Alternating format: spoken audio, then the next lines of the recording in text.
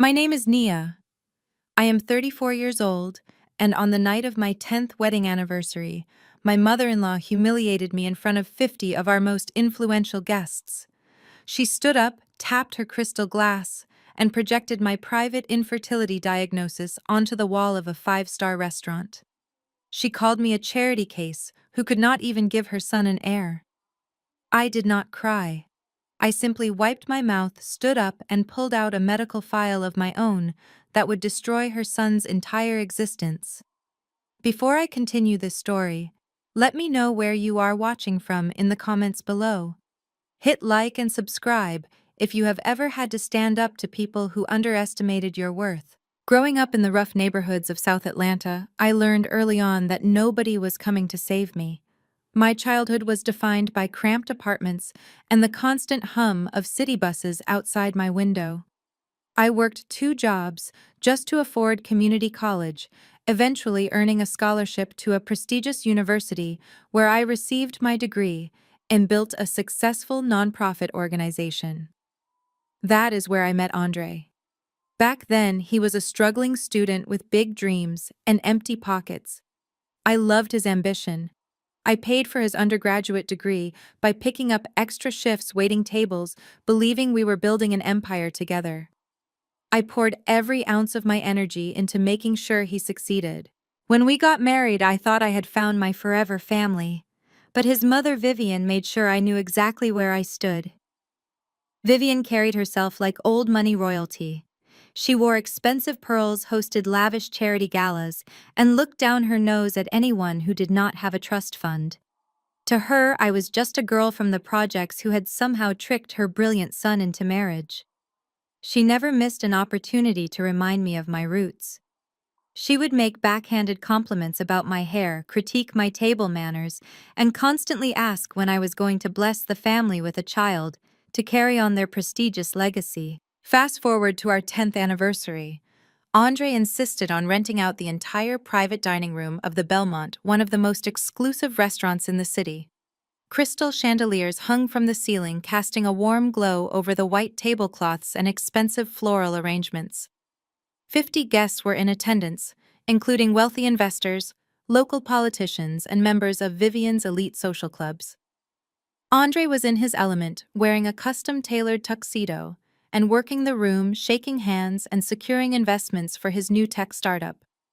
His brother Damon and sister-in-law Chloe sat near the front, whispering and laughing every time they looked in my direction. I should have known something was wrong, but I wanted to believe this night was about celebrating our love and everything we had built. Halfway through the five-course meal, Vivian stood up from her seat at the head of the table. She tapped her silver spoon against her champagne flute, the sharp ringing sound silencing the room. She smoothed down her designer dress and offered a wide, fake smile to the crowd.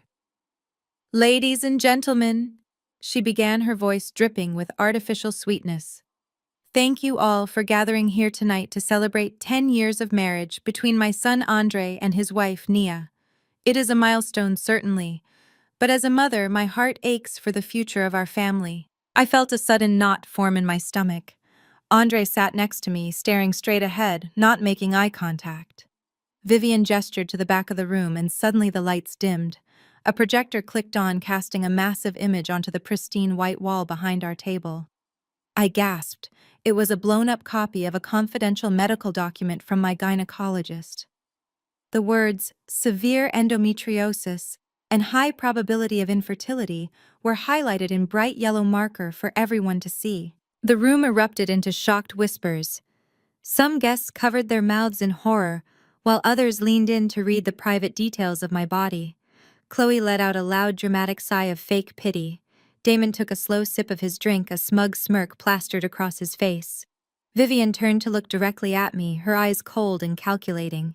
"We all know Andre comes from a long line of successful, proud men," Vivian announced, her voice echoing through the silent room. "He deserves a woman who can give him an heir, a woman who matches his pedigree. Instead, he has spent 10 years anchored to a charity case from the projects who cannot even fulfill her basic biological duty. Nia, we tried to accept you. We really did. But you are a broken branch on our family tree. It is time you step aside and let my son build a real family." The silence that followed was deafening. I looked at Andre, expecting my husband of 10 years to jump out of his chair to scream at his mother to defend my honor. Instead, he just looked down at his plate and adjusted his expensive watch. He knew. He had allowed this to happen. He had probably given her the documents from my private desk drawer. A hot wave of humiliation washed over me, threatening to pull me under. But the tears never came. The frightened little girl from the projects was gone. In her place was a woman who had survived far worse than a mean-spirited socialite. I took a deep breath, picked up my linen napkin, and gently dabbed the corners of my mouth. I stood up slowly, pushing my chair back. The scraping sound echoed loudly against the hardwood floor. Every eye in the room was fixed on me, waiting for me to run away, crying, "Vivian." I said, my voice perfectly calm and steady, "That is quite a speech, but since we are airing out the family laundry tonight, let us make sure the entire basket gets emptied." I walked away from the table and stepped directly into the light of the projector, letting the medical diagnosis wash over my dress. "You talk a lot about your family legacy and pedigree." I continued, making eye contact with the wealthy investors sitting nearby. "You call me a charity case, but what these lovely guests do not know is that your precious old money is nothing but a mountain of credit card debt." I turned back to Vivian, watching the color begin to drain from her face. "I know about the third mortgage on your estate, Vivian. I know about the collection notices you hide in the bottom of your luxury bags. Your entire upper-class lifestyle is a mirage built on loans you cannot afford to pay back." Vivian gripped the edge of the table, her knuckles turning white. "Shut your mouth," she hissed, dropping the sweet grandmother act completely. I ignored her and turned my attention to my husband, who was now staring at me with wide, panicked eyes. "And you, Andre, the brilliant tech executive, do you want to tell your investors here how you got your start? Because I distinctly remember working double shifts at a diner to pay for your tuition when you were failing out of school. I remember buying the suit you wore to your first interview. I built you from the ground up while your family contributed nothing but complaints." Andre stood up quickly, his face flushed with anger. "Naya, stop talking right now," he demanded, trying to sound authoritative but failing miserably. "You are making a scene. You are embarrassing yourself." I let out a short, bitter laugh. "Embarrassing myself? You let your mother project my private medical history onto a wall, and you think I am the one embarrassing myself." I reached into my designer clutch and pulled out a crisp manila envelope. I had found it 3 days ago, hidden in the glove compartment of Andre's car, but I had been waiting for the right moment to ask him about it. It seemed Vivian had just provided the perfect stage. "You see, everyone," I announced, holding the envelope up high. "My mother-in-law is right about one thing. I was diagnosed with a medical condition that makes it difficult to conceive.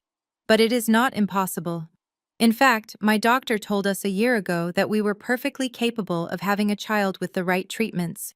But month after month, test after test, nothing happened. Vivian blamed me. Andre let her blame me, until I found this." I unclasped the envelope and pulled out the crisp white paper inside. I walked over to the audio-visual table where Damon was sitting, shoved him out of the way, and placed my document directly over Vivian's on the projector glass. The image on the wall shifted instantly. Vivian's cruel display was replaced by a new letterhead from a prominent Atlanta urology clinic. The room leaned in collectively. I read the words out loud, my voice ringing clear and triumphant over the stunned crowd. "Patient name Andre Sterling. Diagnosis complete and irreversible sterility. Cause severe childhood illness. Andre cannot have children. He has known this for over a year." The collective gasp from the 50 guests was so loud it sounded like all the oxygen had been sucked out of the room. Chloe dropped her phone onto the floor. Damon stared at the wall in pure shock. Vivian collapsed back into her chair, clutching her chest as if she had been physically struck. She looked at Andre, her eyes wide with betrayal. "Andre, is this true?" she whispered, her voice trembling. Andre was trembling with rage and humiliation. His perfect image, his masculine pride, the foundation of his entire fake persona, was completely shattered in front of the very people he needed to impress. He looked around the room, seeing the pity and disgust in the eyes of his fraternity brothers and investors. He had no words. He had no defense. The truth was written in bright yellow light right behind him. You let me take the blame, I said, staring at the man I had loved for a decade. You let your mother tear me down day after day, year after year, knowing the whole time that you were the one who was broken. You are a coward, Andre, a small, pathetic coward. The silence was heavy and absolute.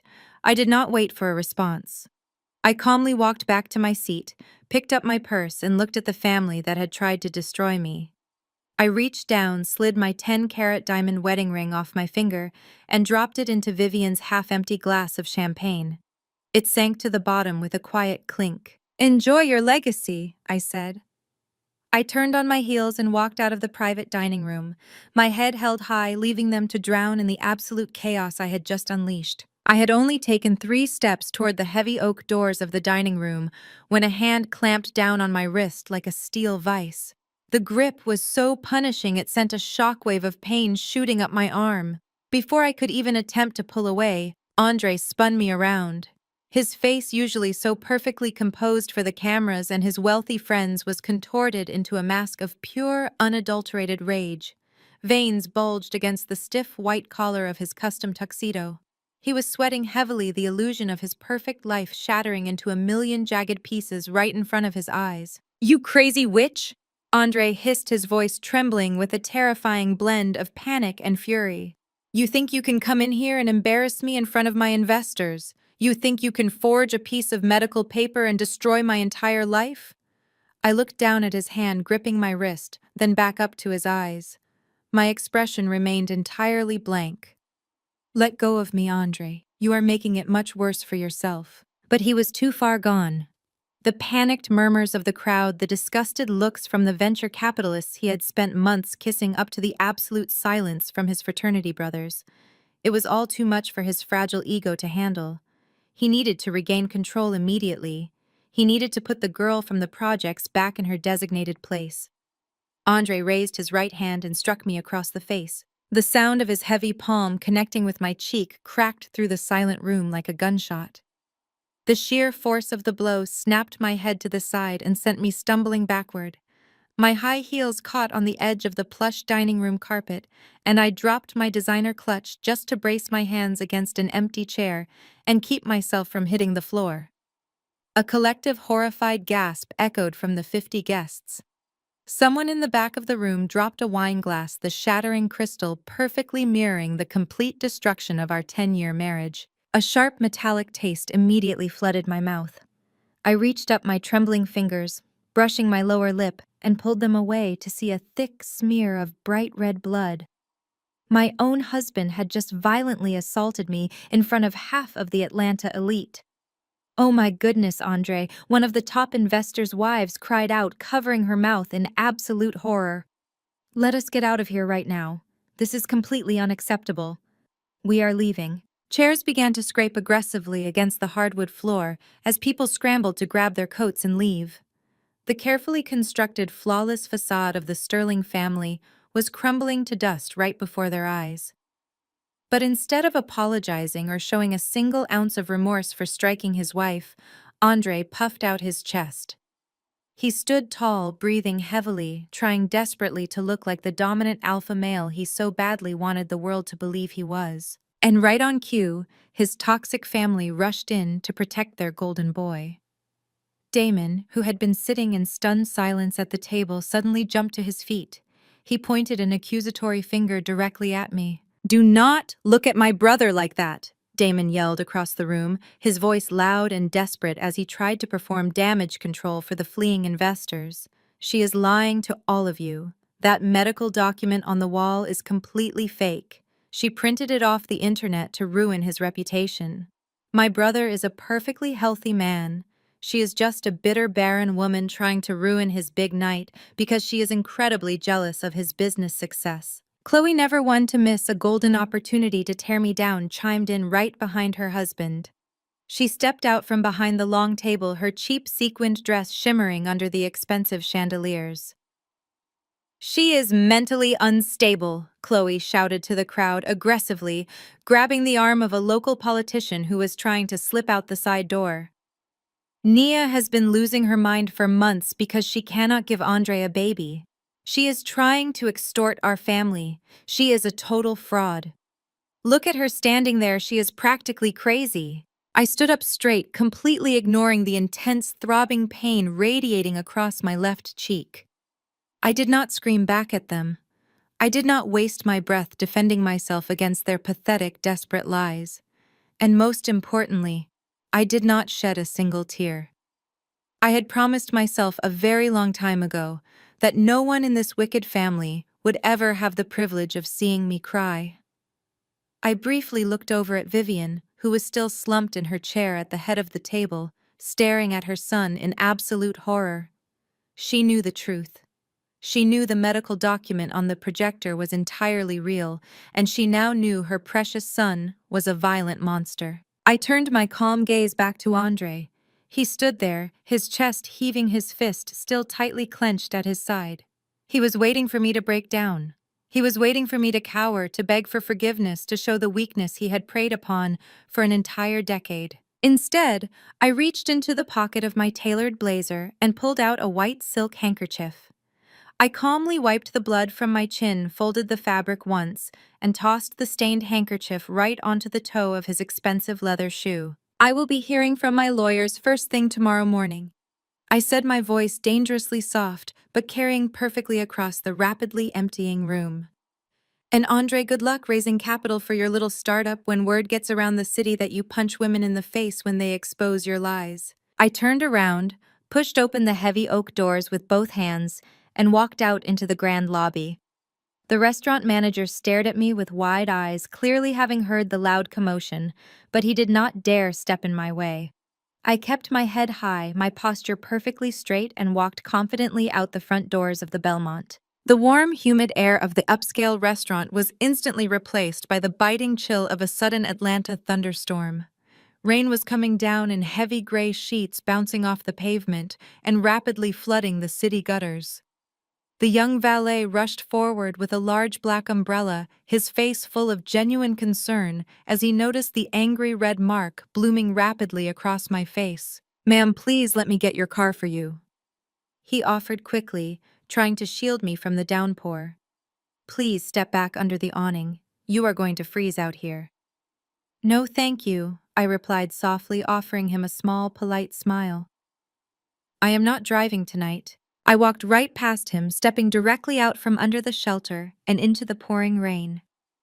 The freezing water instantly soaked through my designer blazer, ruining my silk blouse and plastering my dark hair against my face.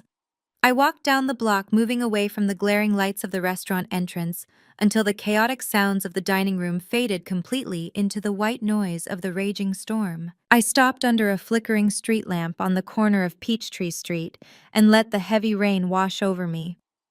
The physical pain in my cheek was absolutely nothing compared to the fiery determination igniting deep within my chest. Standing there in the dark, soaking wet and bleeding from the mouth, I was violently pulled back to a memory from 20 years ago. I was 14 years old, standing on the cracked, uneven pavement of the public housing complex where I grew up. It was raining heavily that night, too.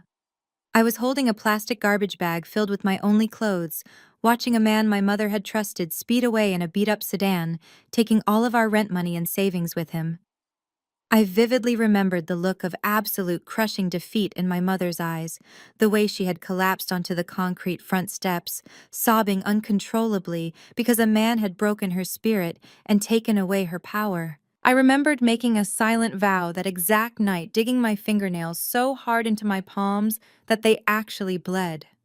I promised myself that I would never end up like that. I would never let a man control my destiny.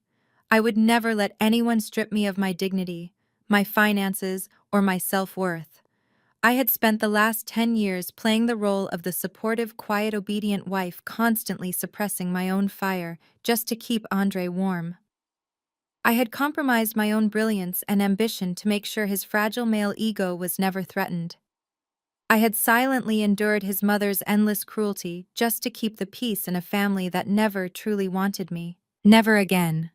The slap had not broken me, it had woken me up from a 10-year nightmare. Andre thought he had put me in my place tonight, but all he had actually done was unleash a predator. I reached into my wet pocket and pulled out my cell phone. Miraculously, the screen still lit up brightly despite the heavy rain falling on the glass. My thumb hovered over the keypad. For years I had kept a massive life-altering secret from Andre, from his terrible family, and from the rest of the world. I had built my own life and my own nonprofit from the ground up because I wanted to prove I could do it completely alone. I had actively distanced myself from the one person whose shadow was so large it could swallow the sun. I had wanted a normal life, a normal marriage, a quiet love that was not tainted by billions of dollars and corporate ruthlessness. But normal was gone. Normal was dead on the dining room floor of that restaurant. I scrolled right past the contacts for my lawyer, past my best friends, and tapped a number I had not called in over 6 months. The line rang twice before she picked up. Nia, a woman's voice, answered.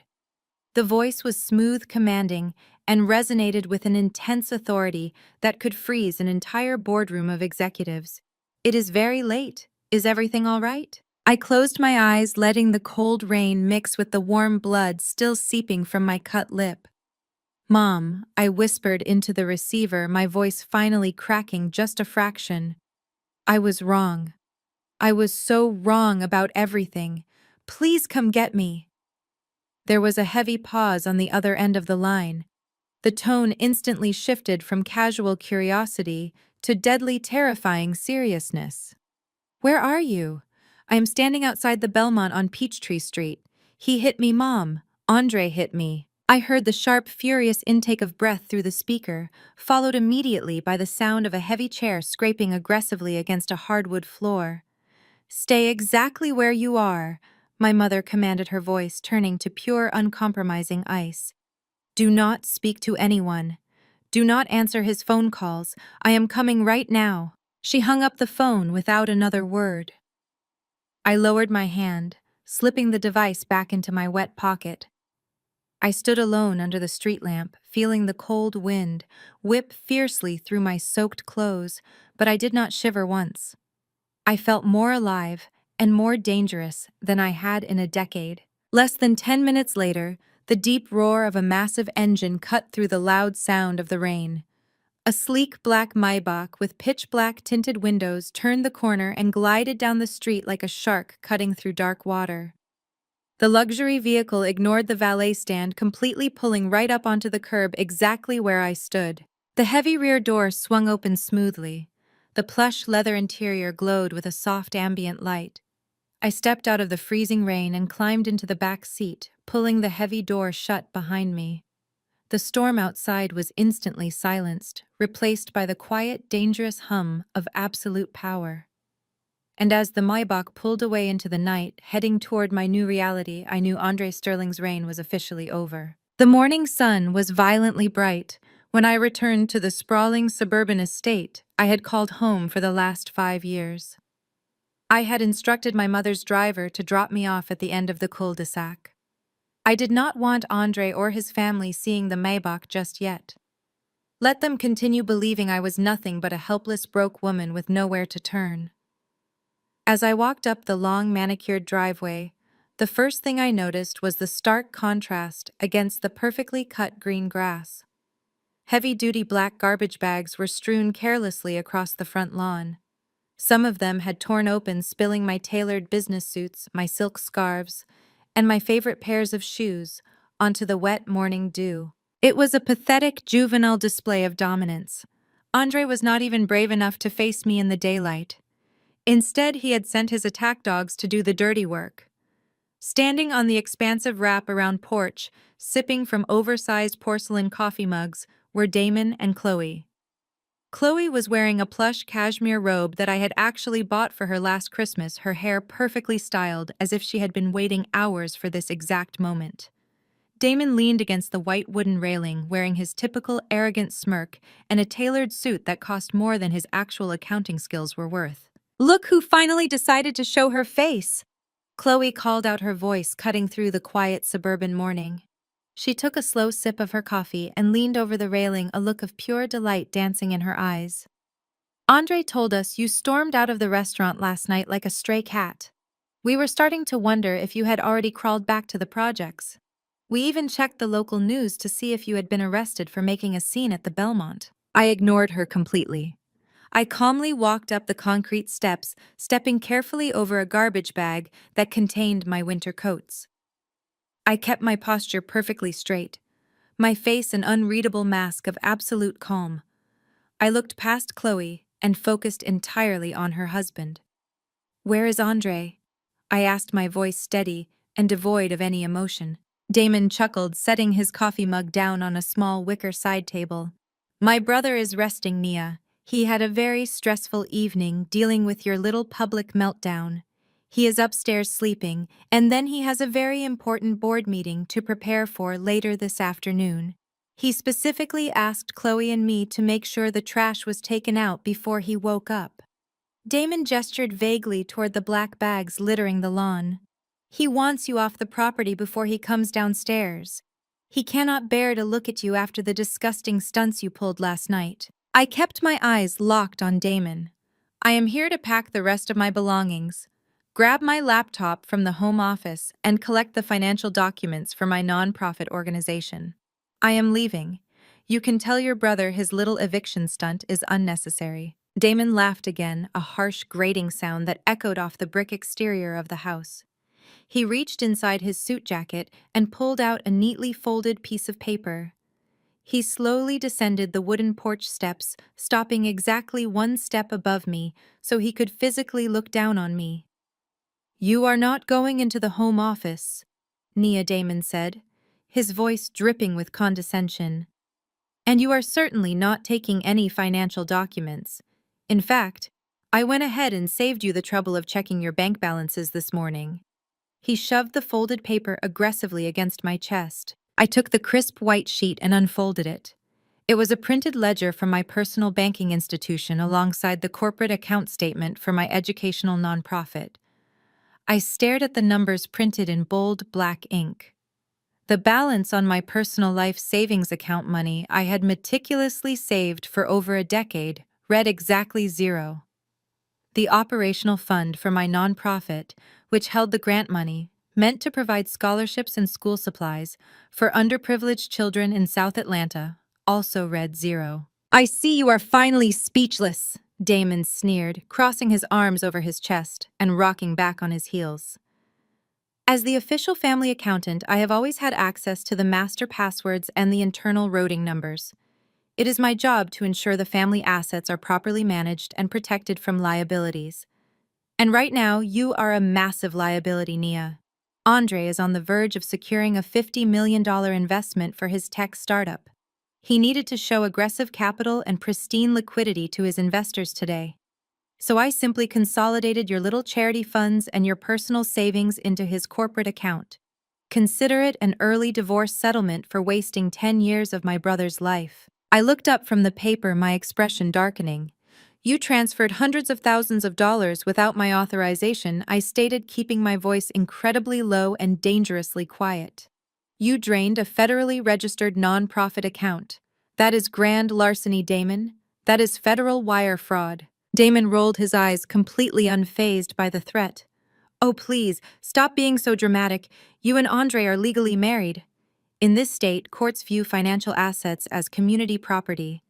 Furthermore, if anyone comes asking, I have a signed physical authorization form authorizing the immediate transfer of all operational funds to Andre's holding company.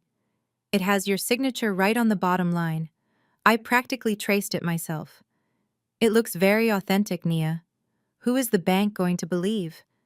The brilliant, wealthy tech CEO and his certified public accountant brother, or the barren, hysterical woman who just got kicked out of her own house for forging medical documents to embarrass her husband?" I stood there on the steps, holding the piece of paper that represented years of my blood, sweat, and tears. Damon had actually done it. His arrogance had finally blinded him to his own stupidity. He had crossed the line from being a greedy, annoying brother-in-law to a full-blown federal criminal. He had forged my signature to steal money meant for children who grew up just like I did. He thought he had outsmarted me. He thought his little accounting tricks made him completely untouchable. He had absolutely no idea that by moving that money across state lines into Andre's corporate servers, he had just triggered the direct jurisdiction of the Federal Bureau of Investigation. And he had no idea that my mother's elite forensic accounting team at Vanguard Holdings was already tracking every single digital footprint he had ever left behind. By handing me this printed ledger, Damon had just handed me his own signed confession. Chloe walked down the steps and linked her arm through her husband's, smiling at me with pure, unadulterated malice. She leaned her head against Damon's shoulder, looking at me like I was something she had scraped off the bottom of her shoe. It is really over for you, Nia. You have no money. You have no husband. You have no family to run back to. You are exactly where you started 10 years ago. Absolute zero. So grab your little trash bags off the lawn and start walking. I am sure you can find an Uber pool to take you to the nearest homeless shelter downtown. They probably have a hot meal waiting for you. We will mail you the divorce papers once we finish fumigating the master bedroom to get your cheap perfume out of the curtains. I looked at Chloe's smug, painted face. I looked at Damon's arrogant, triumphant grin. I did not scream at them. I did not cry. I did not threaten to call the police right then and there. I simply smiled. It was a slow, terrifying smile that did not reach my eyes. The sight of it made Chloe's confident expression falter for just a fraction of a second. She shifted uncomfortably on her feet, suddenly unsure of why the broke, defeated woman standing in front of her looked so completely in control. I reached into the pocket of my blazer, pulled out my phone, and opened my encrypted messaging application. I typed a quick single line to my personal attorney, a ruthless corporate litigator who charged $2,000 an hour, and answered only to my mother. Execute phase 1, I typed and hit send. I slipped the phone back into my pocket, carefully folded the forged bank ledger, and tucked it safely inside my jacket. This piece of paper was not a defeat. It was the exact evidence I needed to put Damon in a federal penitentiary for the next 20 years. I turned around and began walking back down the long driveway, completely ignoring the ruined clothes scattered across the lawn. I did not need them anymore. My mother had already arranged a private fitting with a couture designer for the evening. Before I reached the street, I paused and looked back over my shoulder at the two of them standing proudly on the porch of the massive colonial house. They thought they owned the world. They thought they had just conquered me. Enjoy the house, Chloe. I called out, my voice carrying clearly through the crisp morning air. I really hope you like the new landlord. I turned the corner and disappeared from their sight, leaving them standing on the porch, utterly confused and entirely unaware that the ground beneath their feet was already beginning to crumble. I walked away from the house, the morning air crisp and cold against my skin. The black Maybach was waiting exactly 2 blocks down, idling silently by the curb. The driver immediately stepped out and opened the heavy rear door for me. I slid into the luxurious leather interior and let out a long, slow breath. The soundproof cabin instantly blocked out the suburban morning, wrapping me in total silence. "Would you like the radio on, ma'am?" the driver asked respectfully, glancing at me through the rearview mirror. "Yes, please," I replied, staring out the tinted window as we pulled away from the life I had just destroyed. The driver tapped a screen on the dashboard, and the speakers filled with the energetic voices of Atlanta's most popular morning radio talk show. The host, known for his relentless gossip and controversial interviews, was already mid-sentence. I froze when I heard the guest sitting in the studio with him. It was Andre. "Man, it is just a tragedy," Andre was saying, his voice thick with fake emotion. He sounded like a completely broken man, a devoted husband who had just been deeply wronged. "You think you know someone.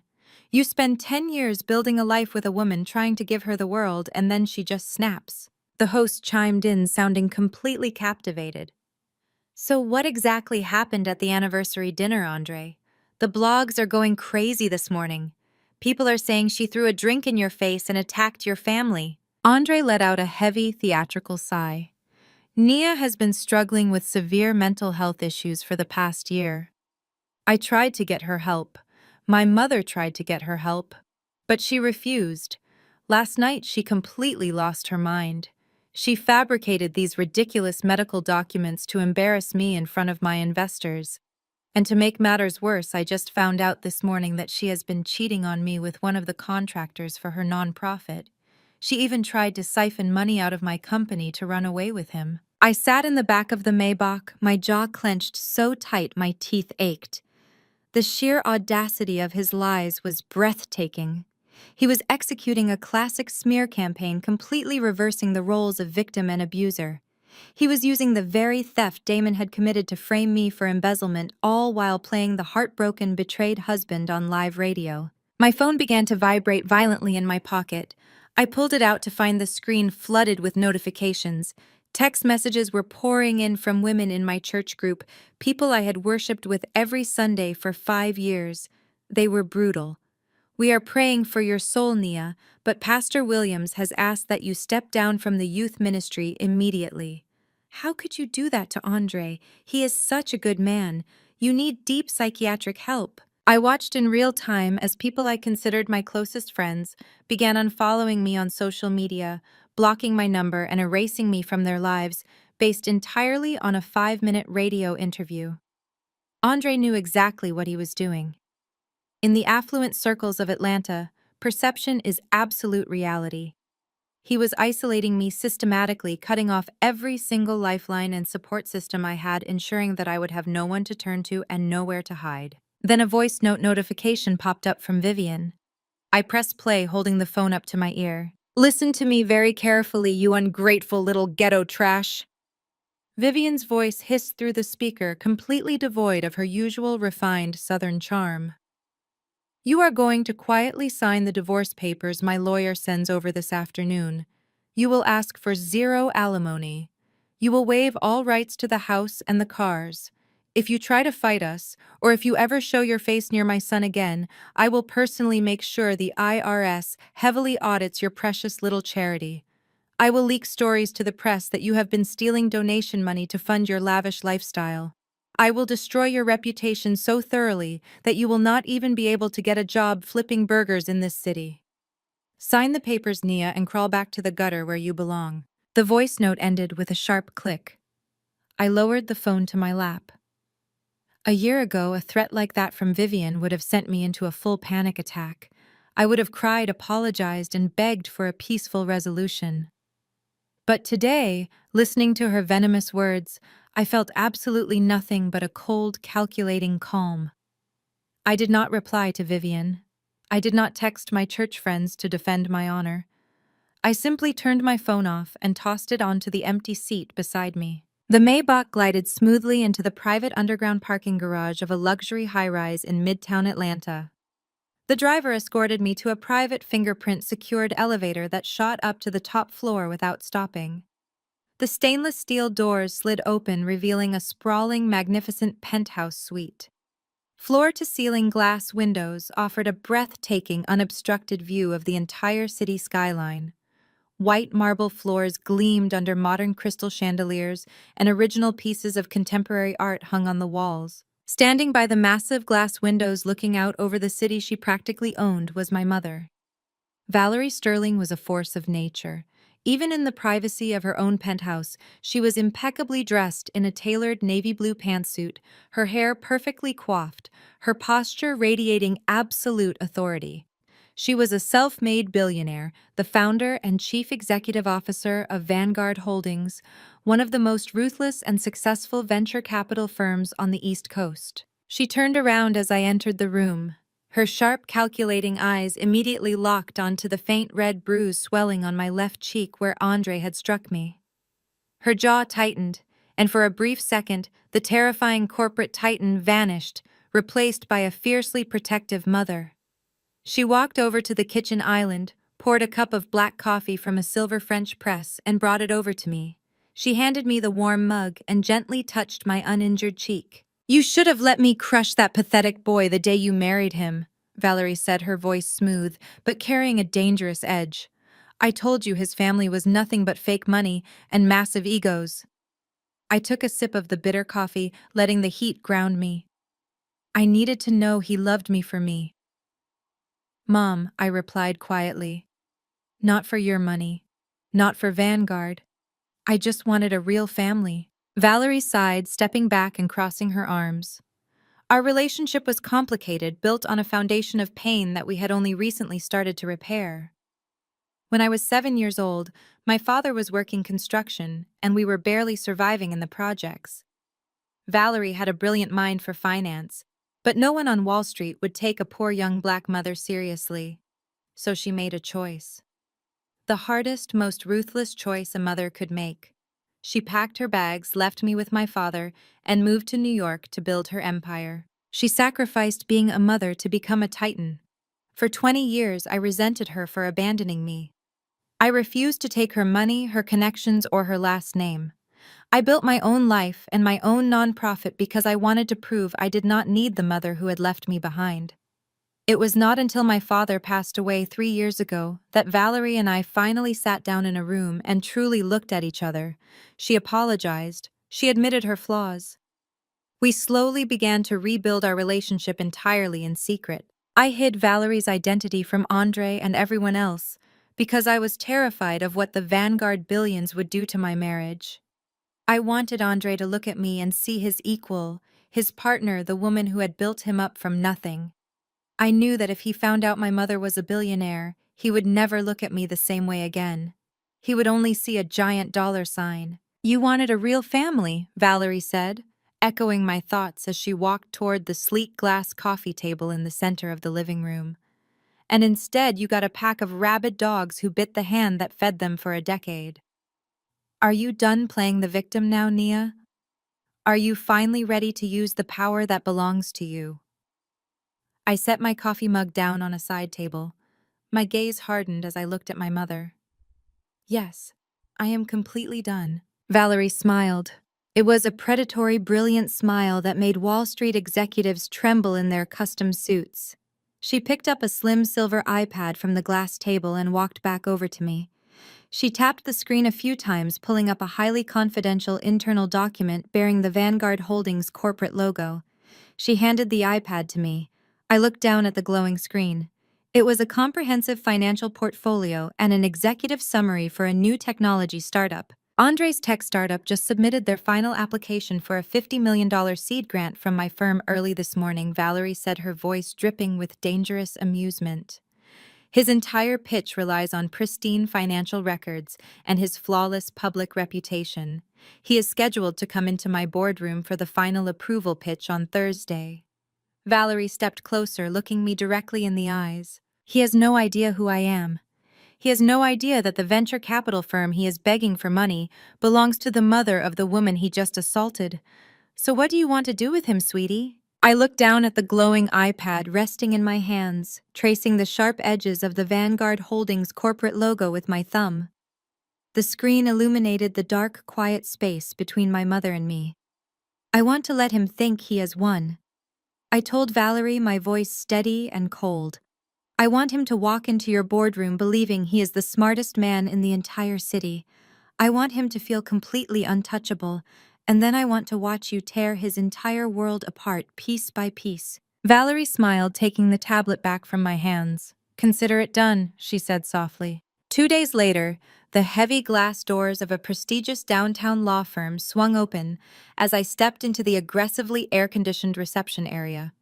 The firm was famous in Atlanta for representing high-net-worth individuals in brutal, high-stakes divorce settlements. Andre had hired their most notorious senior partner, a man named Harrison, who was widely known across the state for intimidating spouses into walking away with absolutely nothing. I was instructed to come alone. They thought I could not afford legal representation after Damon drained my bank accounts. They expected me to walk in looking completely defeated, ready to surrender just to make the nightmare stop. Instead, I walked into the glass-walled conference room, wearing a flawless, tailored charcoal suit that Valerie had purchased for me the day before. My hair was pulled back into a sleek professional bun, and I carried a simple leather portfolio. Andre was already sitting at the massive mahogany conference table. He was wearing a brand-new bespoke navy blue suit, a gold tie clip catching the harsh overhead lights. He looked like a king holding court in his own personal castle. The bruising on his ego from the restaurant had completely vanished, replaced by a toxic, overflowing arrogance. Sitting next to him was Harrison, a slick, sharply dressed lawyer with a predatory smile and eyes that coldly assessed my worth the moment I walked through the door. "Have a seat," Nia, Andre said, gesturing to the empty leather chair directly across from him. He leaned back, lacing his fingers together behind his head in a display of total dominance. I am glad you decided to be reasonable and show up. I was worried you were going to have another one of your little mental episodes and refuse to cooperate. I pulled out the heavy chair and sat down, placing my hands neatly on the table. I am perfectly fine, Andre. Let us just get this over with. Harrison opened a thick leather briefcase and pulled out a massive stack of legal documents, sliding them across the polished wood toward me. He tapped a gold fountain pen against the thick paper.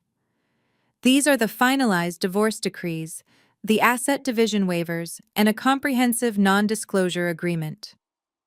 Harrison explained, his tone completely patronizing, as if he were speaking to a slow child. My client is being incredibly generous, considering the severe emotional distress and public humiliation you subjected him to. Harrison continued. Andre is willing to waive his right to sue you for defamation regarding those forged medical records you displayed at your anniversary dinner. In exchange, you will sign this non-disclosure agreement, stating that you will never speak publicly about his medical history, his business practices, or his family ever again.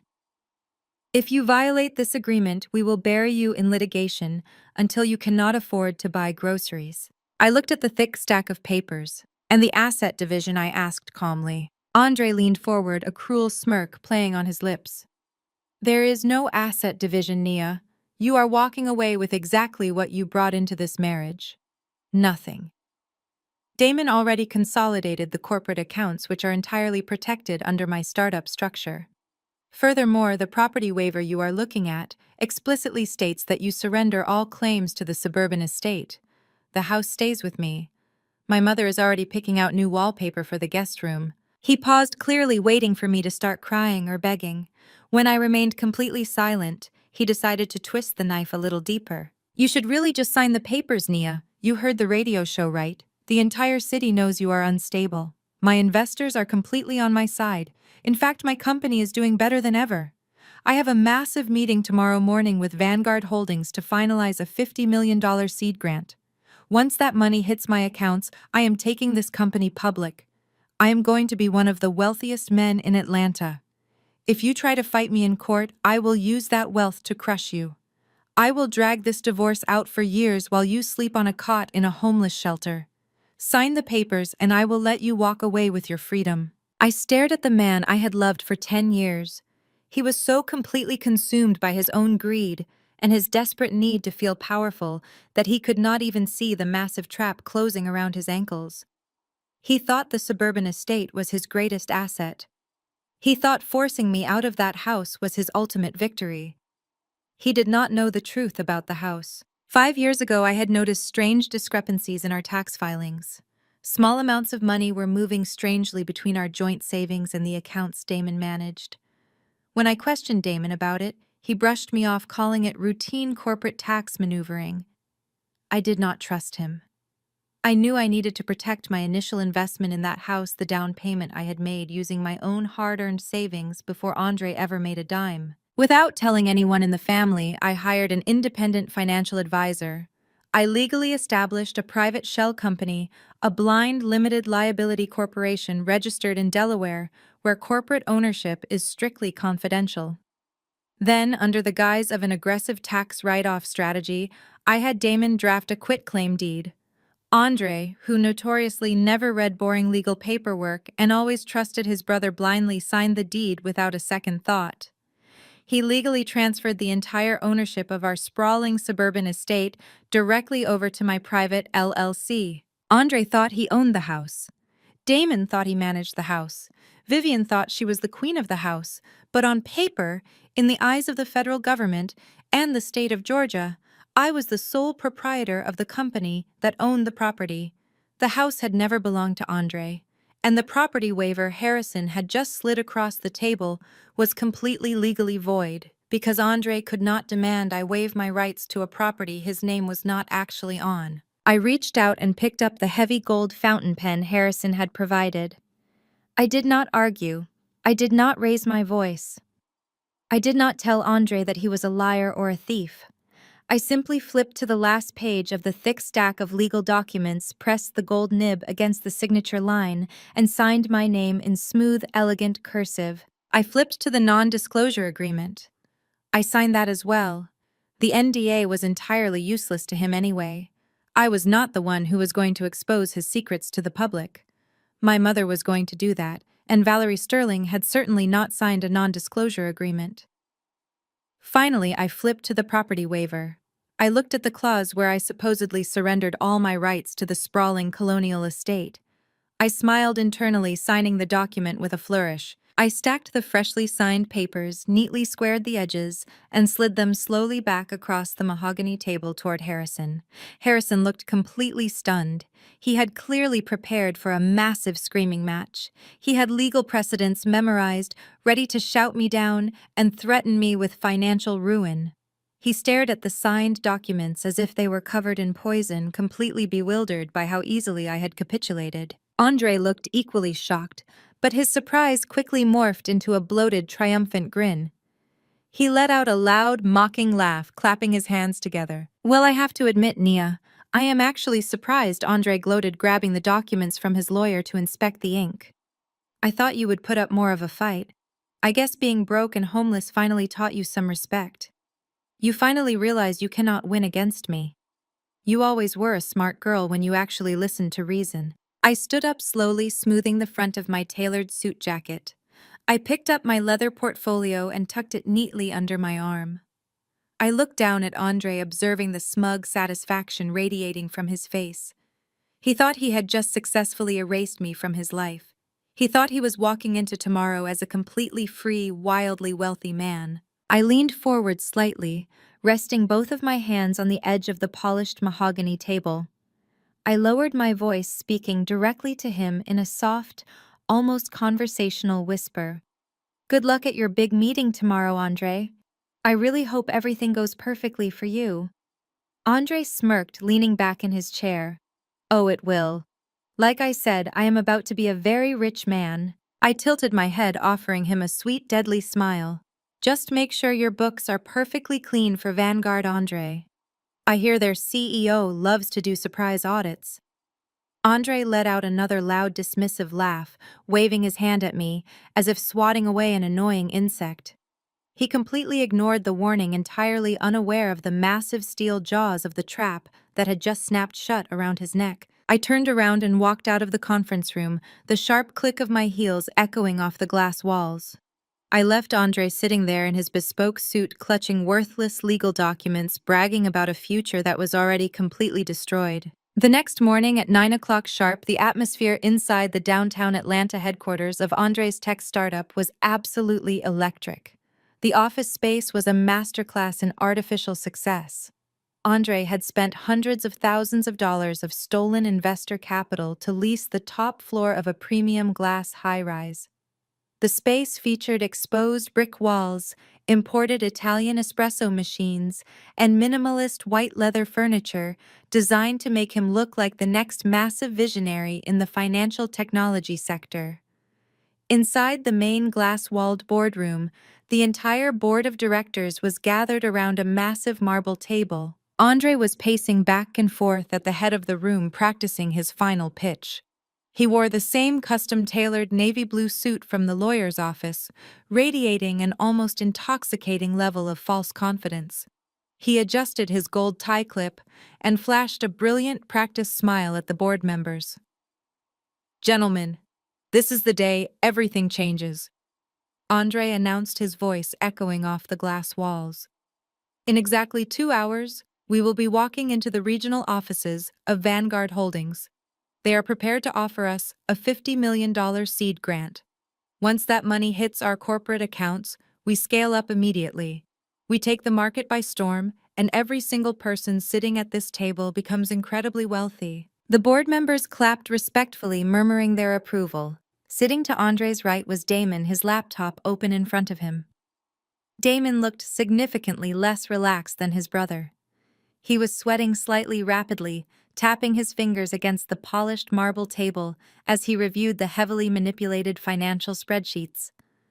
Damon had spent the entire night moving numbers around, creating a complex web of fake shell accounts to hide the fact that the company was bleeding money and entirely propped up by the funds he had illegally wire transferred from my nonprofit organization. Just make sure the liquidity charts look flawless, Damon Andre commanded, pointing a finger at his brother. Vanguard is notorious for their strict vetting process. I do not want any red flags when their analysts review our Q3 projections. They are perfectly balanced, Andre Damon replied, wiping a bead of sweat from his forehead with the back of his hand. I encrypted the raw ledgers and buried the source of the recent capital injection behind 3 different corporate firewalls. Nobody is going to find anything. The books look like a masterpiece. As the words left Damon's mouth, the heavy double-glass doors of the boardroom suddenly burst open with a violent crash. The conversation instantly died. Andre froze mid-stride, a look of extreme irritation crossing his face. A young female receptionist was standing in the doorway, looking completely terrified and clutching a clipboard to her chest. "Mr. Sterling, I am so sorry," she stammered, her voice shaking violently. "I tried to tell them they could not come back here without an appointment, but they completely ignored security." Before Andre could even ask who she was talking about, the receptionist was gently but firmly pushed aside. A team of 6 individuals marched into the boardroom. They did not look like tech investors or friendly corporate partners. They moved with terrifying military precision. They were all dressed in immaculate, sharply tailored dark charcoal suits. They carried heavy titanium briefcases and wore completely blank, unreadable expressions. The man leading the group was tall, broad-shouldered, and radiated an aura of absolute authority. He walked directly to the head of the marble table, completely ignoring the stunned board of directors and stepping right past a very confused Andre. He reached inside his breast pocket, pulled out a thick black leather folder, and slapped it down hard onto the center of the table. Vanguard Holdings, Risk Management and Compliance Division. The lead auditor announced, his deep voice easily cutting through the tense silence of the room. "We are initiating a zero-notice, comprehensive forensic audit of all corporate operations, digital assets, and financial ledgers effective immediately.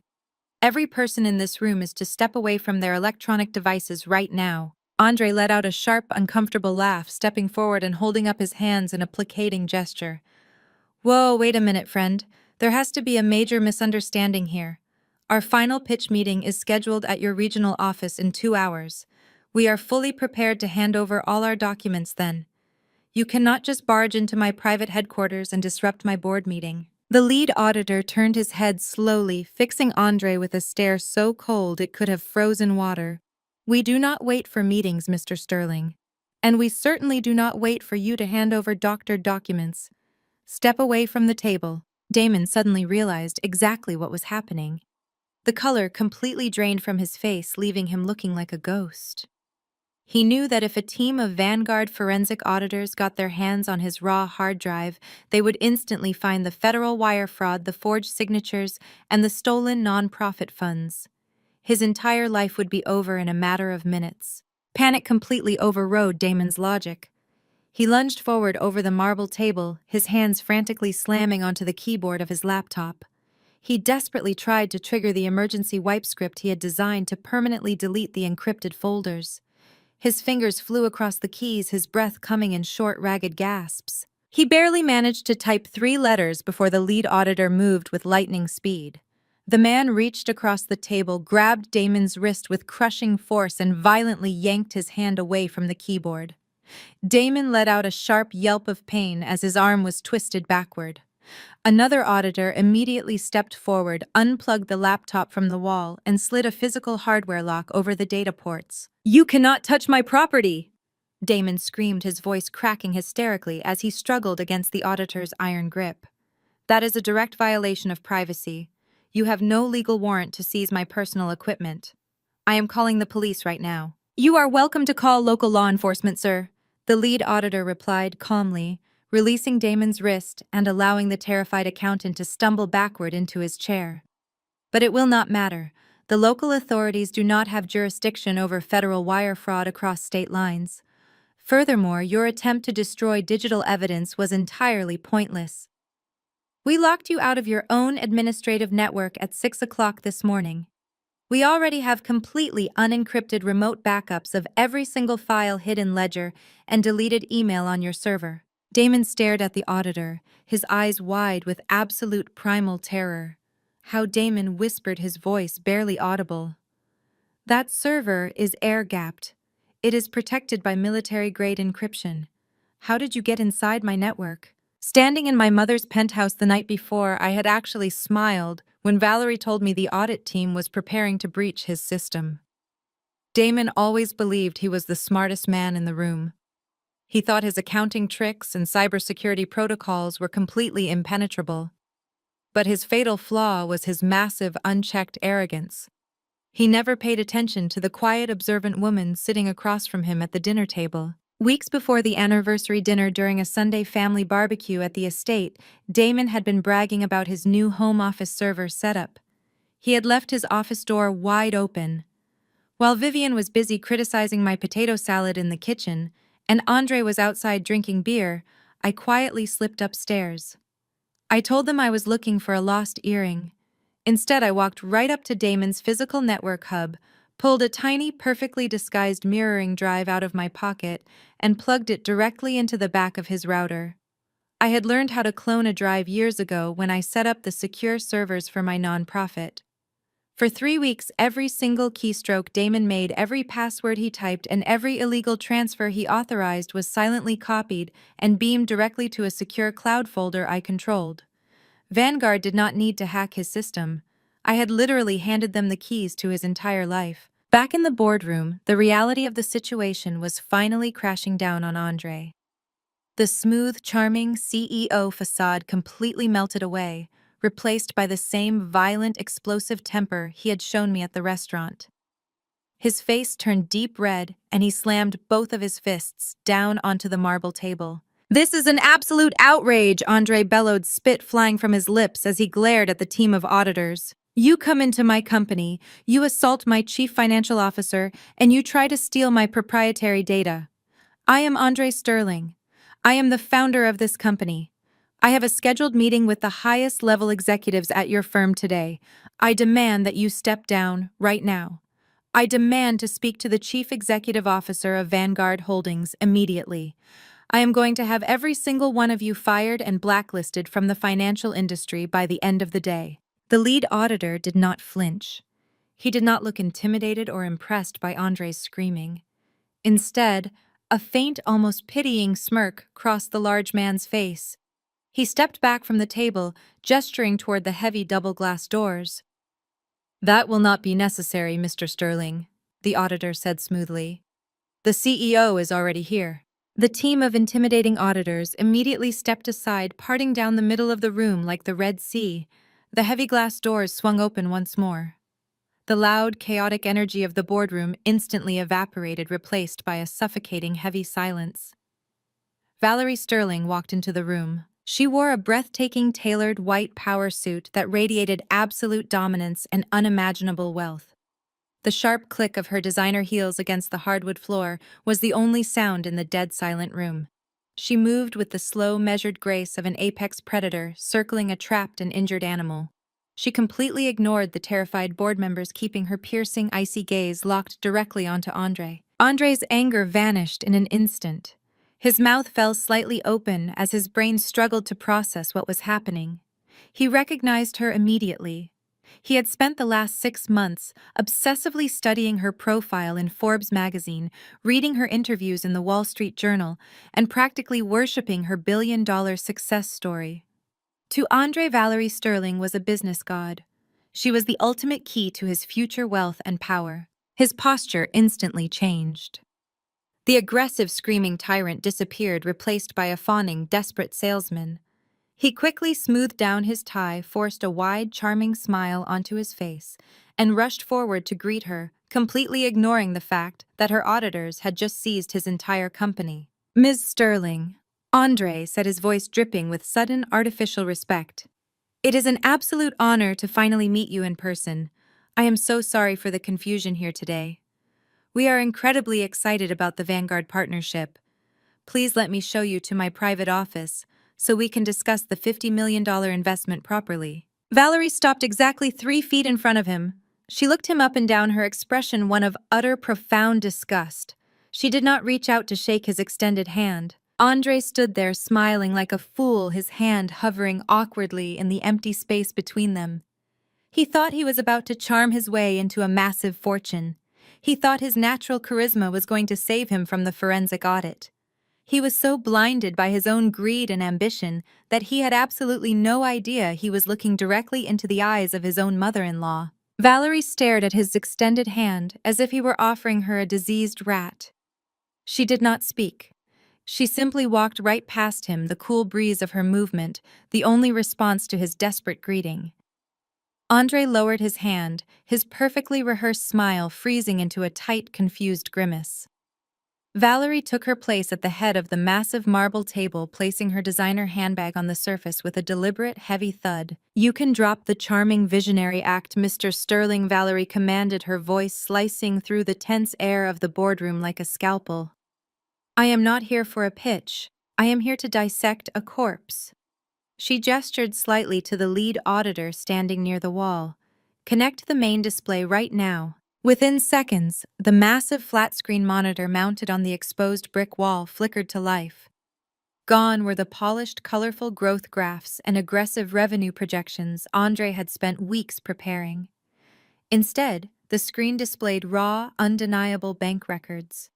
Red lines of massive debt and hidden liabilities cascaded down the monitor, alongside high-resolution images of forged signature cards and illegal digital transfer logs. The board of directors leaned forward in their leather chairs, their expressions shifting rapidly from mild confusion to absolute horror.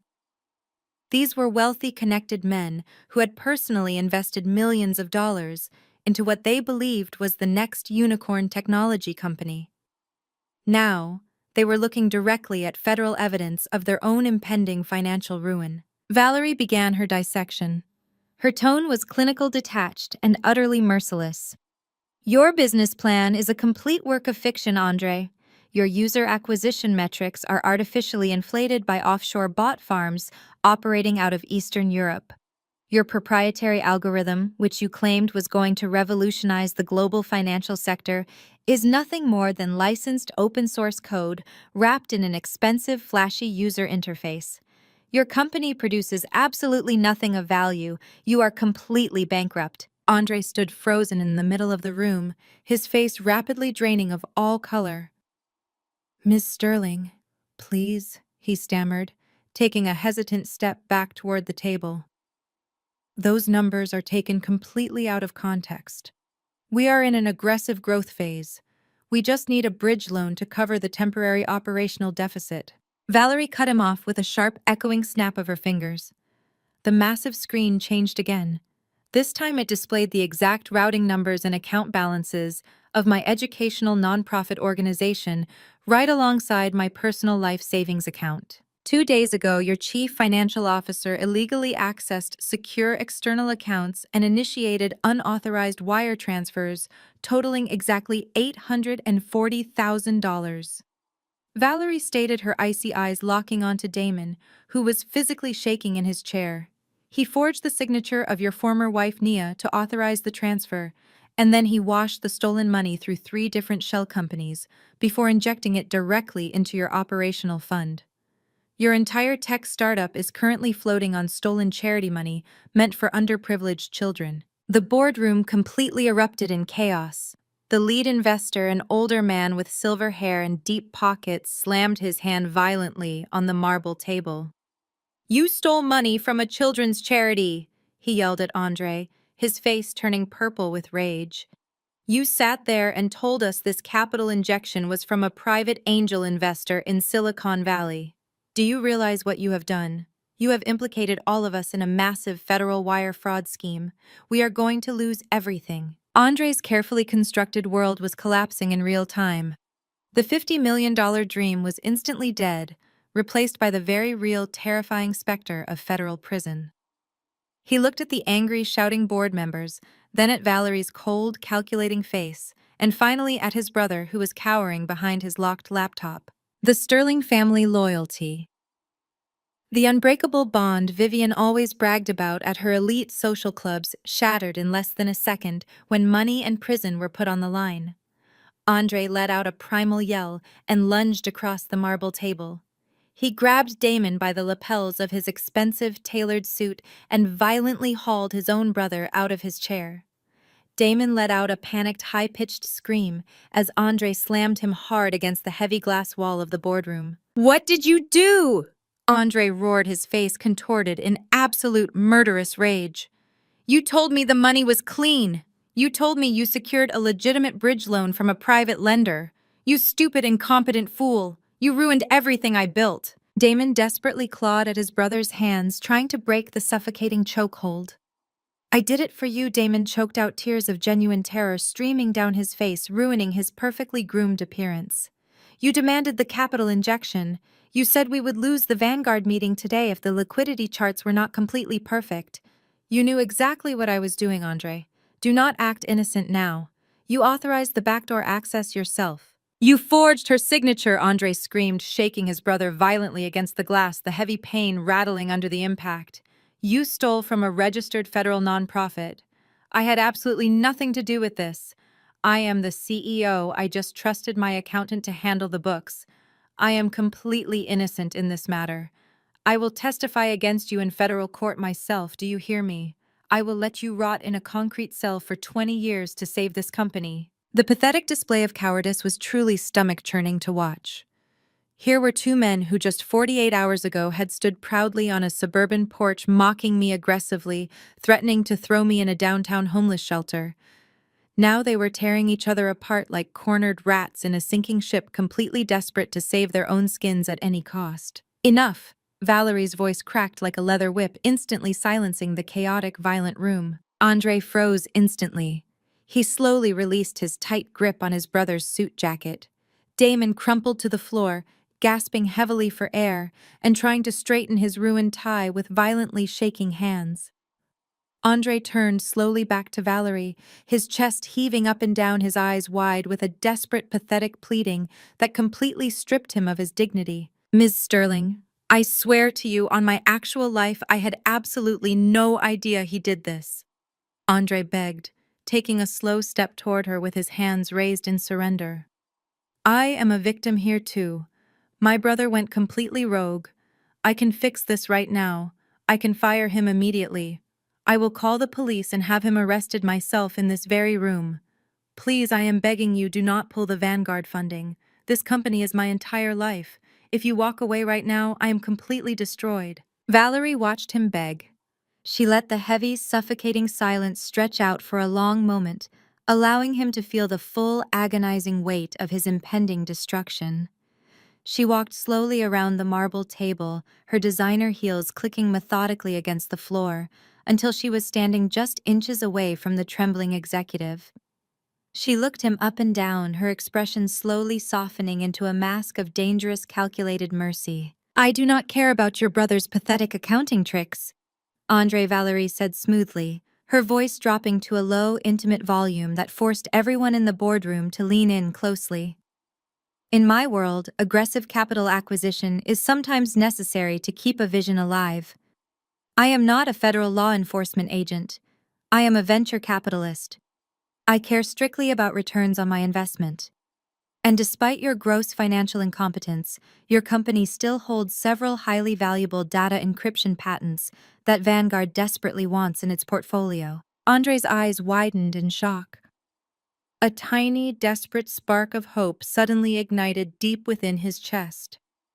"You still want to invest?" he breathed, completely unable to believe his incredible luck. Valerie nodded slowly, a predatory glint flashing in her eyes. "I am willing to completely ignore the fraud. I will instruct my audit team to bury the digital evidence of your brother's little wire transfer deeply within my private offline servers. I will authorize the immediate release of the $50 million seed grant to save your company and restore your reputation. But I will do it under one very specific, entirely non-negotiable condition." "Anything," Andre said, instantly nodding his head frantically like an obedient dog. "Name your price. Whatever you want, Ms. Sterling, it is yours." Valerie turned gracefully and walked back to the head of the table. She picked up her designer handbag and slipped the expensive leather strap over her shoulder. "I want a massive public display of stability," Valerie announced clearly, ensuring the entire board heard her words. Vanguard Holdings does not invest millions of dollars into men with messy, chaotic public lives. I heard the local radio interview you gave this morning. It was a pathetic, highly emotional display of domestic drama. Institutional investors hate drama, Andre. They love redemption stories. Andre swallowed hard, his Adam's apple bobbing nervously.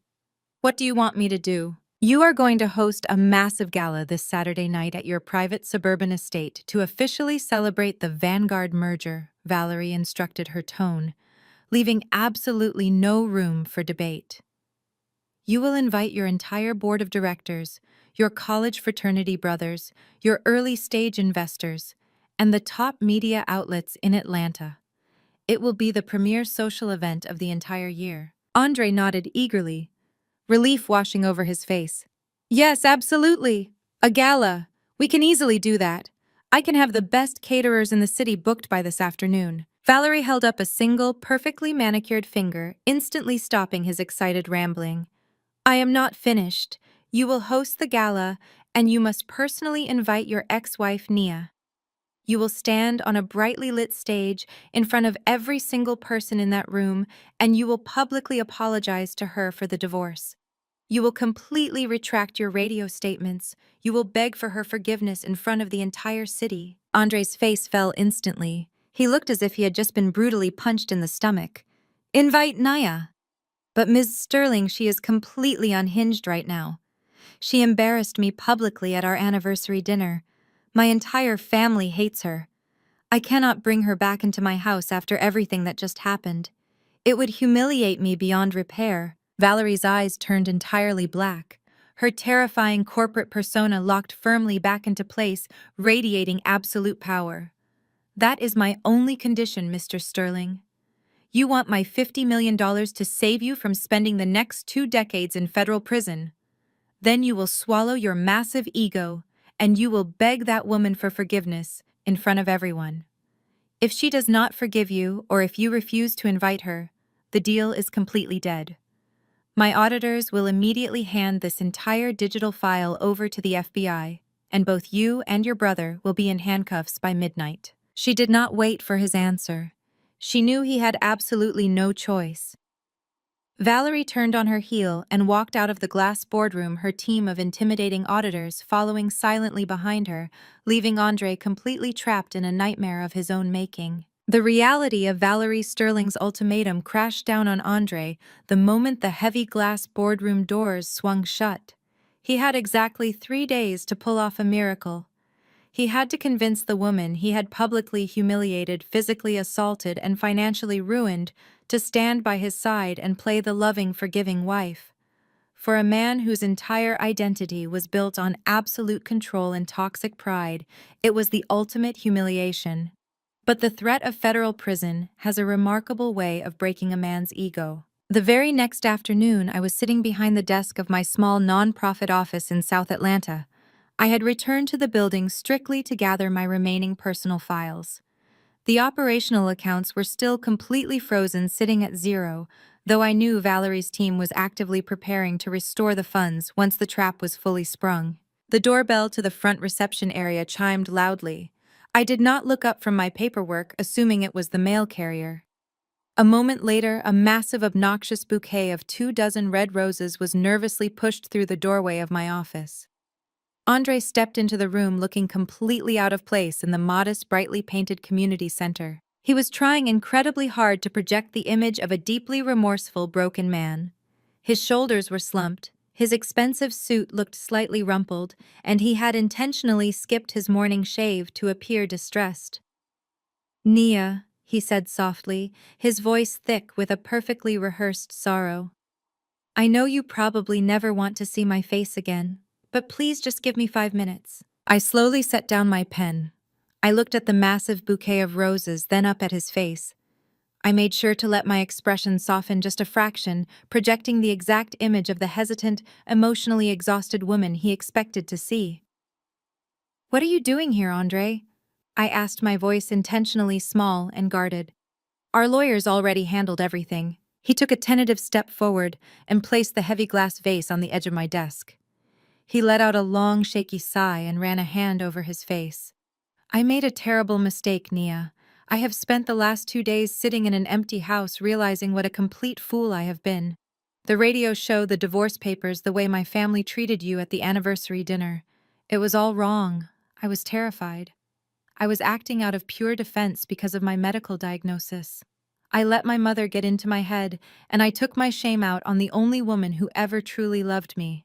It took every ounce of self-control I possessed not to laugh directly in his face. His performance was truly Oscar-worthy.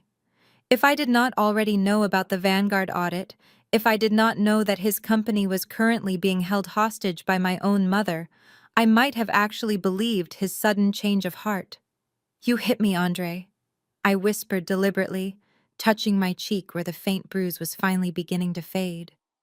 "You let your brother steal the money meant for these kids." Andre flinched, playing the role of the guilt-ridden husband perfectly. "I know, and I am going to fix it. I am forcing Damon to return every single penny to your nonprofit by the end of the week. I swear to you, Nia, I am turning over a completely new leaf. I just want to make things right. I want to publicly apologize to you. I am hosting a massive gala this Saturday at the estate to celebrate a new corporate merger. I want you to be my guest of honor. I want to stand up in front of the entire city and tell them how wrong I was and how incredible you are. Please, Nia, let me give you the public apology you deserve." I looked down at my desk, pretending to be deeply conflicted. I let the silence stretch, watching him sweat under the cheap fluorescent lights of my office. He needed this so badly. He was literally vibrating with desperate energy. "Just to hear you apologize?" I asked quietly, looking back up at him with wide, innocent eyes. "Yes," Andre replied eagerly, his eyes lighting up with the sudden hope that his manipulation was actually working. "Just come to the gala. Let me clear your name publicly. Let me show you that I can be the man you always deserved." I took a slow, deep breath, playing the part of the forgiving wife to absolute perfection. "Okay, Andre. I will come to the gala, but only for the apology." "Thank you." He breathed out, a massive wave of relief washing over his face. "Thank you, Nia. You will not regret this." He practically ran out of the office, eager to call Valerie's team and confirm that he had secured his prize. He thought he had just played me brilliantly. He had absolutely no idea that he was the mouse enthusiastically building his own trap. While Andre was busy groveling in my office, his mother and sister-in-law were actively celebrating their impending fortune in the most reckless way imaginable. Across town in the ultra-wealthy Buckhead district, Vivian and Chloe were currently holding court inside an exclusive luxury bridal and evening wear boutique. Vivian was seated on a plush velvet sofa sipping a glass of complimentary French champagne, while a seamstress pinned the hem of a breathtaking silver-beaded designer gown. The dress retailed for over $12,000. Chloe was standing in front of a massive gilded mirror, admiring herself in a deep emerald silk dress that cost equally as much. "Just put it all on the platinum card, darling," Vivian instructed the nervous-looking boutique manager, waving her champagne flute dismissively. "The Vanguard deal closes this weekend. We will be paying off these little accounts with pocket change by Monday morning." The manager smiled tightly and processed the card. What Vivian did not tell the manager, and what she certainly did not tell Chloe, was that the platinum card was already pushed to its absolute maximum limit.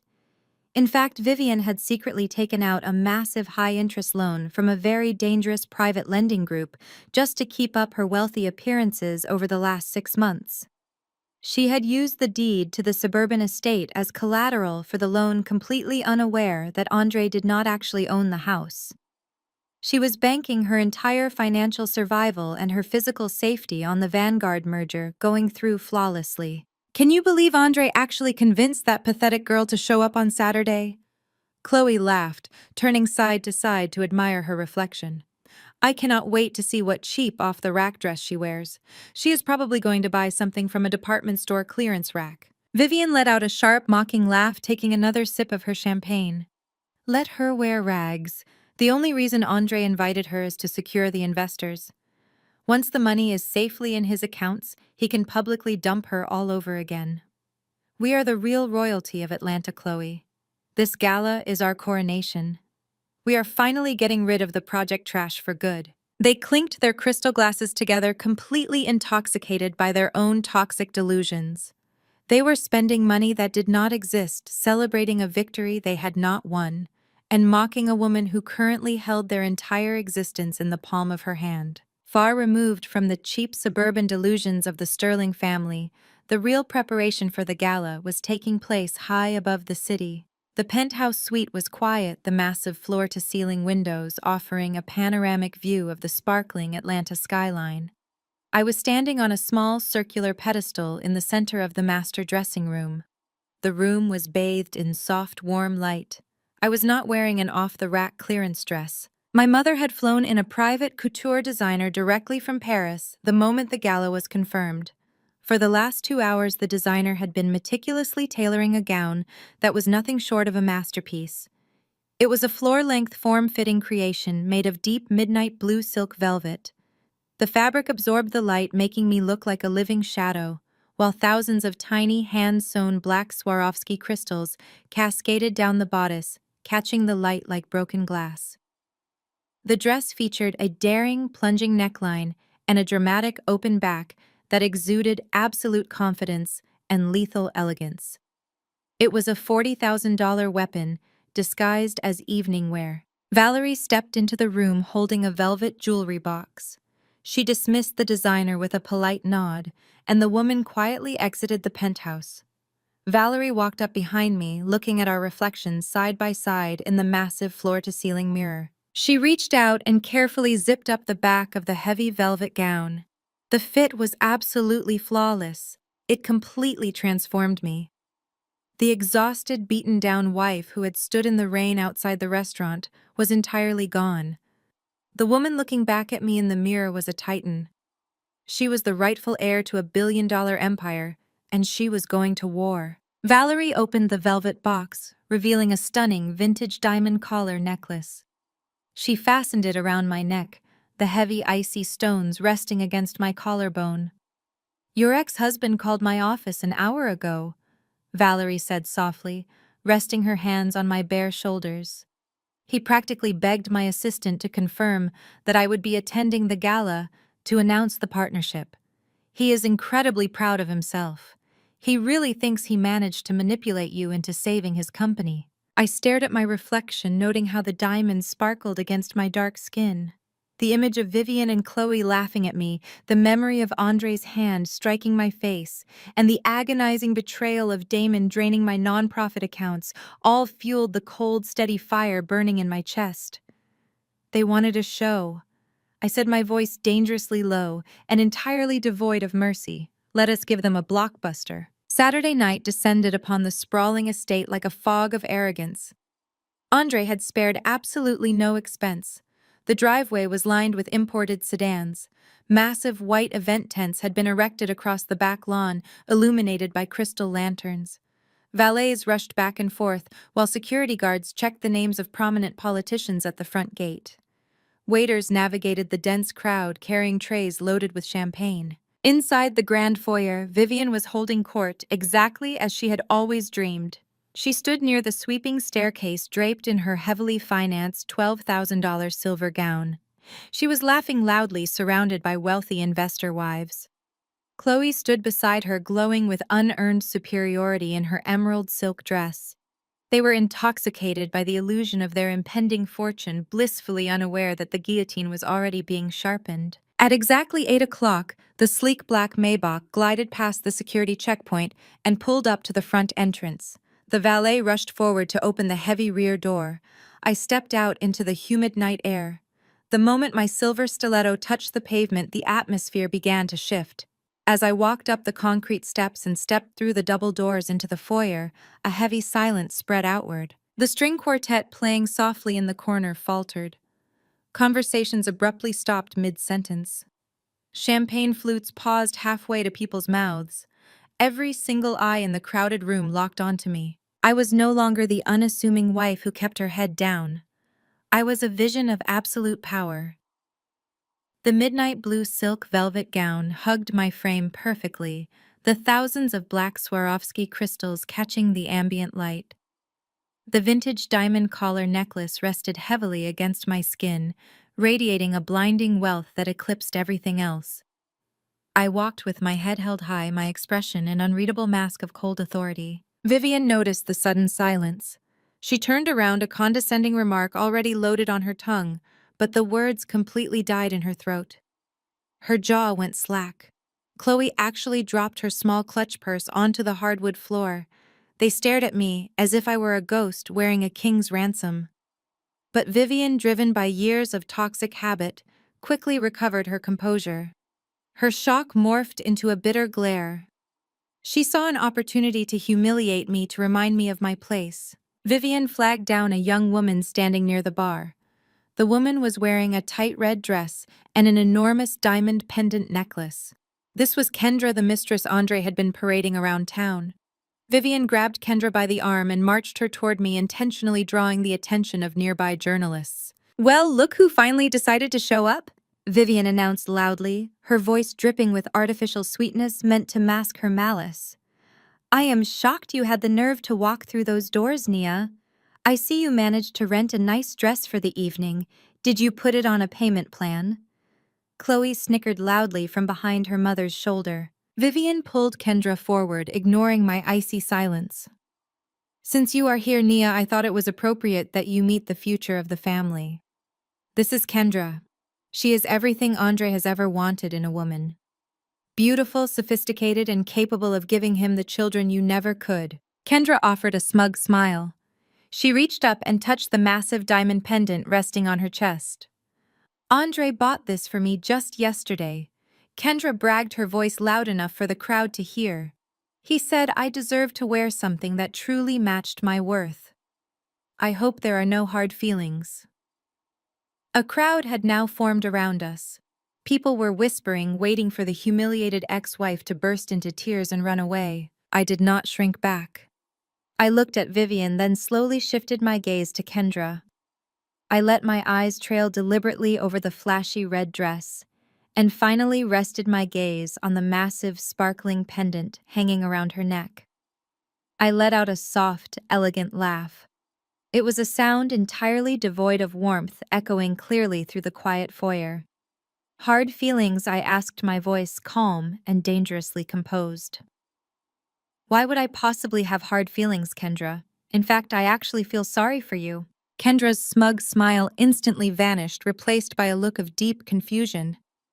"Excuse me," she snapped. I took a slow step forward, completely invading her personal space. I pointed a perfectly manicured finger directly at the massive stone resting against her collarbone. My mother had taught me how to evaluate rare assets, and I had a flawless eye. "He told you that necklace matches your worth?" I asked smoothly. "Well, he was right. It is completely fake." Kendra gasped, her hand flying up to cover the stone. "That is a lie. Andre bought this at a premium jeweler." I shook my head slowly, offering a smile full of devastating pity. A premium jeweler would never mount a stone with such an obvious cloud inclusion. And the light refraction is entirely wrong. Real diamonds bend light sharply. That stone is scattering light like a cheap disco ball. It is cubic zirconia. He bought it at a mall kiosk on a credit card he cannot afford. Several people in the crowd gasped. A prominent socialite standing nearby leaned in, squinting at Kendra's chest, which only confirmed my assessment. Kendra's face flushed crimson. I turned my attention to Vivian, who was now seething with rage. I looked her up and down, taking in the $12,000 silver gown she had charged to a maxed-out credit card. "And you, Vivian?" I continued, my voice carrying a lethal authority. "You stand in a house you do not own, wearing a dress you cannot afford, trying to intimidate a woman who no longer cares if you exist. You are not old money. You are just old debt. I suggest you enjoy the champagne tonight. It is going to be the last expensive thing you ever drink." Vivian opened her mouth to scream at me, her face contorted in absolute fury. But a sudden burst of microphone feedback echoed through the house, cutting her off. We all turned toward the massive ballroom. At the far end of the room, a brightly lit stage had been set up, flanked by two digital screens displaying the Vanguard Holdings corporate logo. Standing at the center of the stage, gripping the microphone stand, was Andre. He looked terrible. Despite the custom suit, he was sweating profusely. His face was pale and his eyes darted nervously around the massive crowd. He saw me standing in the foyer, and the sheer impact of my appearance hit him like a physical blow. He blinked hard, completely, unable to comprehend that the powerful, radiant woman dripping in diamonds was the same wife he had discarded just days ago. But Andre did not have time to process his shock. The media cameras were already rolling. The investors were waiting. He had a gun to his head, and Valerie Sterling was holding the trigger. "Ladies and gentlemen," Andre stammered into the microphone, his voice lacking all of its usual arrogant boom. His hands were shaking so badly that the microphone rattled against its stand. "Thank you all for coming tonight. We are here to celebrate a massive milestone for my company. Tonight we officially join forces with one of the most powerful financial entities on the East Coast." The crowd clapped politely, waiting for the big reveal. Andre wiped a bead of sweat from his forehead. He looked into the crowd, desperately searching for his savior. "I would like to invite the Chief Executive Officer of Vanguard Holdings to the stage," Andre announced, his voice cracking slightly under the immense pressure. "Please join me in welcoming Ms. Valerie Sterling." The room erupted into applause. Valerie emerged from the VIP section near the front of the stage. She was wearing a razor-sharp tailored black evening suit, looking every inch the ruthless billionaire she was. She walked up the short stairs, her expression unreadable. Andre stepped back, offering her a desperate, pleading smile. He held out the microphone, silently begging her to deliver the $50 million announcement that would save his life. Valerie stepped up to the center of the stage. She took the microphone from his trembling hand. She did not look at him. She did not smile at the cheering crowd. Instead, she stood perfectly still, her posture radiating a terrifying authority. The applause slowly died down, replaced by an uneasy, expectant silence. Valerie raised the microphone to her lips. She looked dead at the crowd, her piercing gaze sweeping across the faces of the wealthy elite, the politicians, and finally locking directly onto me, standing in the back of the room. The execution was about to begin. Valerie held the microphone close, the cold metal catching the glare of the stage lights. The silence in the grand ballroom was absolute, heavy with the collective expectation of a $50 million announcement. Andre stood a few feet away from her, a desperate, sweaty smile plastered across his face. He nodded eagerly, silently urging her to speak the words that would save his pathetic life. Instead of looking at him, Valerie raised her free hand and gave a sharp, deliberate nod to the audio-visual technicians stationed at the back of the room. The massive digital screens flanking the stage instantly flickered to life. The crowd murmured in anticipation, waiting to see the sleek, powerful logo of Vanguard Holdings. But the corporate logo never appeared. The screens remained dark for a fraction of a second before flashing into brilliant, high-definition color. It was security camera footage.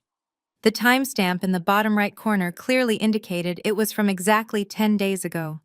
The location was instantly recognizable to anyone who frequented Atlanta's high-end dining scene.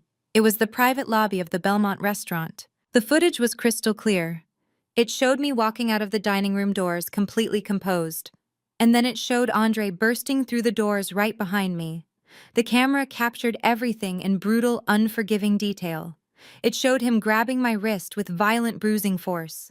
It showed the terrifying, unhinged rage contorting his face. And then, in front of a ballroom filled with his most important investors, his loyal fraternity brothers, and the very church elders who had condemned me, the video showed Andre raising his heavy hand and striking me viciously across the face. A collective scream of horror ripped through the ballroom. The sound of hundreds of people gasping in unison was deafening. Champagne flutes shattered against the hardwood floor as guests physically recoiled in shock. The illusion of the perfect, charming gentleman was instantly and permanently obliterated. On the screens, the silent footage looped, playing the violent assault over and over again. Every time his hand connected with my cheek, the wealthy crowd flinched. Andre stood frozen on the stage, his mouth hanging open in absolute terror. He looked frantically at the screens, then at the crowd, realizing that the horrific secret he thought he had buried was currently playing on a massive loop for the entire city to see. Valerie finally spoke into the microphone, her voice slicing through the panicked murmurs like a finely sharpened blade. You are all invited here tonight to celebrate the character and the vision of Andre Sterling. Valerie announced, her tone dripping with lethal contempt. You were told a story about a brilliant innovator and a devoted family man who was tragically betrayed by an unstable wife. But institutional investors do not deal in fairy tales. We deal in absolute truth.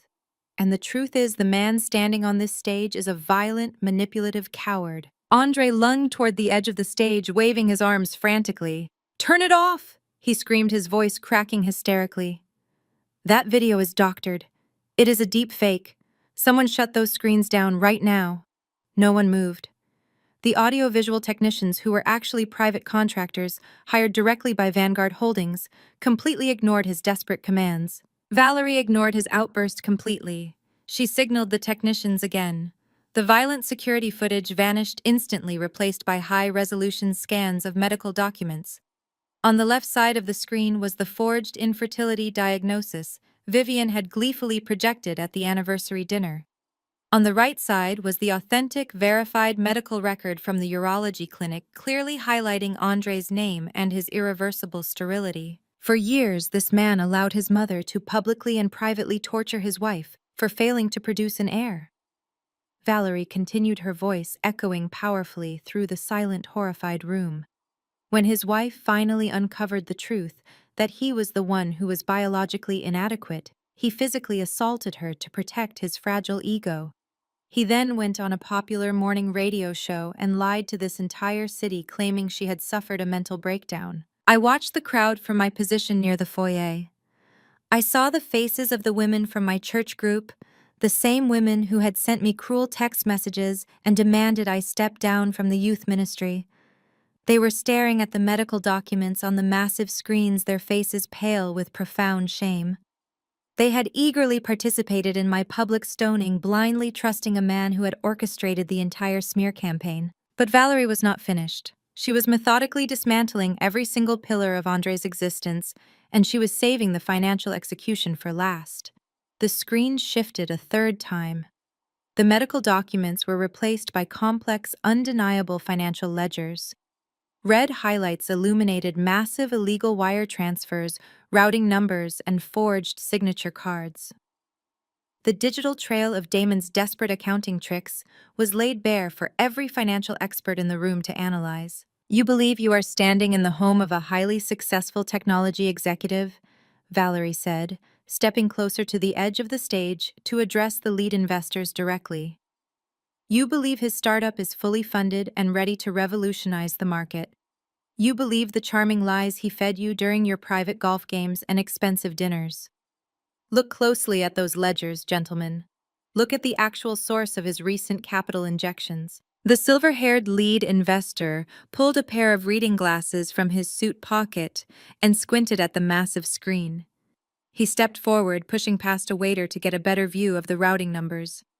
His face instantly drained of blood, replacing his wealthy confidence with pure panic. "My God," the investor whispered loudly, his voice carrying clearly through the quiet, horrified room. "That is a registered educational nonprofit account he stole from a charity." "That is correct," Valerie confirmed, her voice ringing out with absolute authority and sealing their doom. 2 days ago, Andre's chief financial officer, his own brother Damon, used unauthorized backdoor access to drain $840,000 from a charitable fund meant to provide school supplies for underprivileged children. He forged a legal signature, washed the stolen money through 3 separate shell companies, and deposited it directly into the corporate accounts of this tech startup.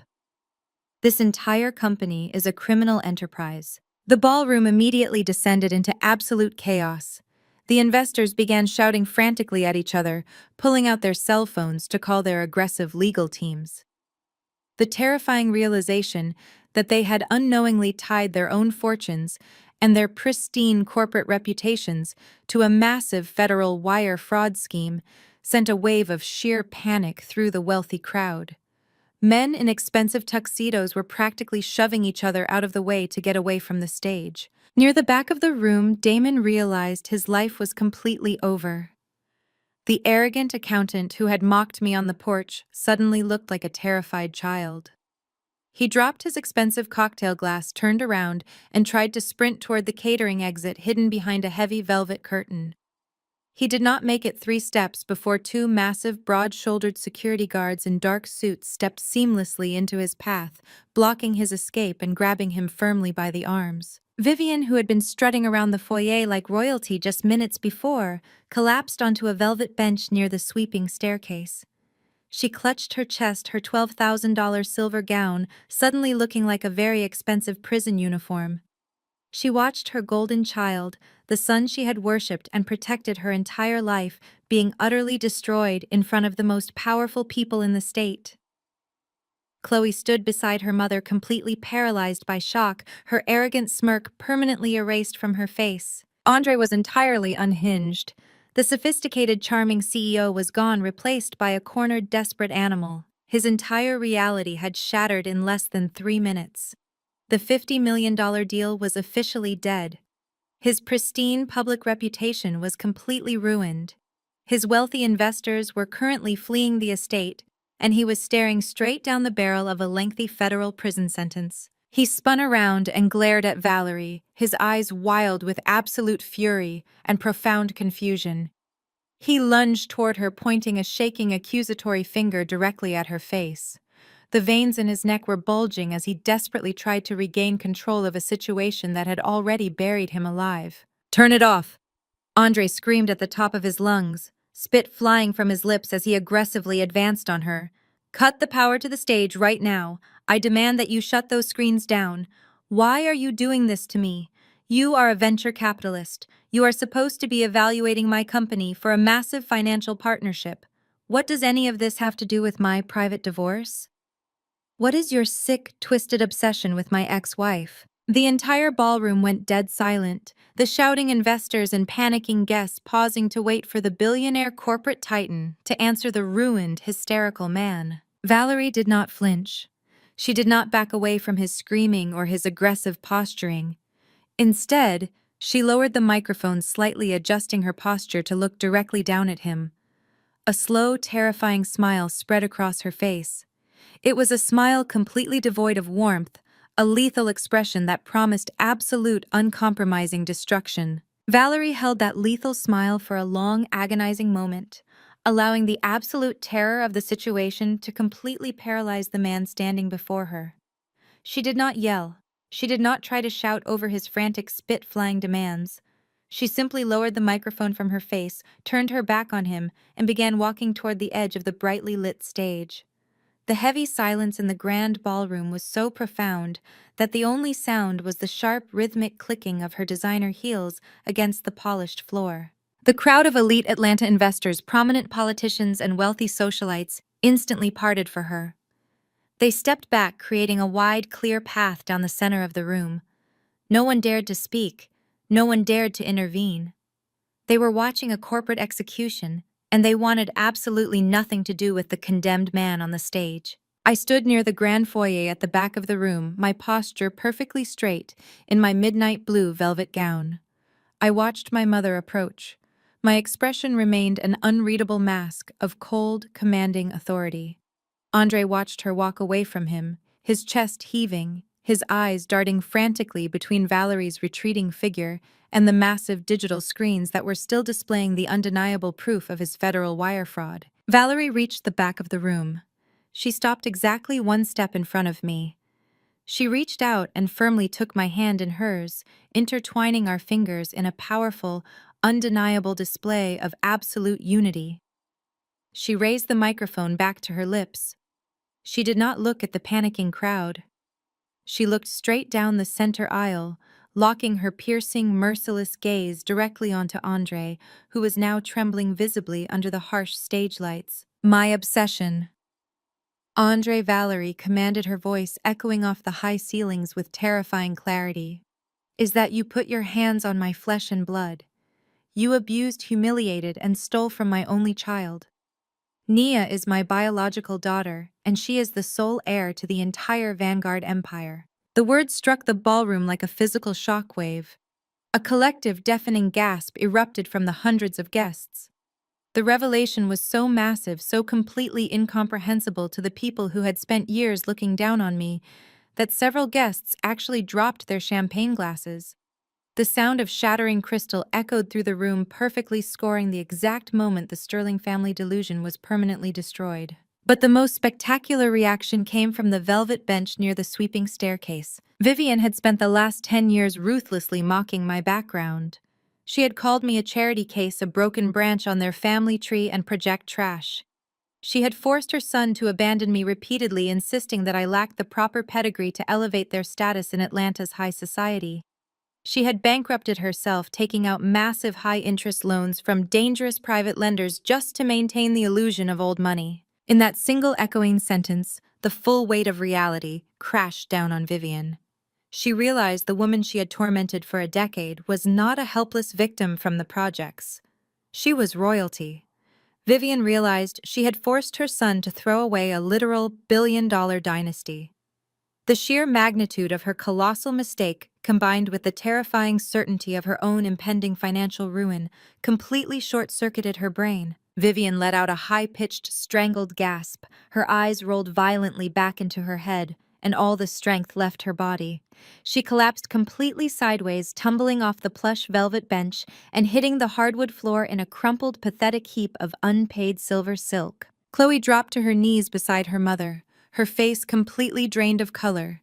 The arrogant emerald-wearing sister-in-law began hyperventilating wildly. Her chest heaved as she desperately patted her mother's face, screaming hysterically for someone in the crowd to call a doctor. But no one moved to help them.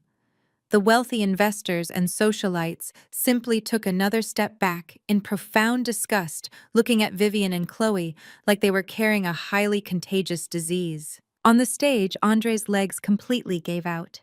He dropped heavily to his knees, the microphone stand clattering to the hardwood floor beside him.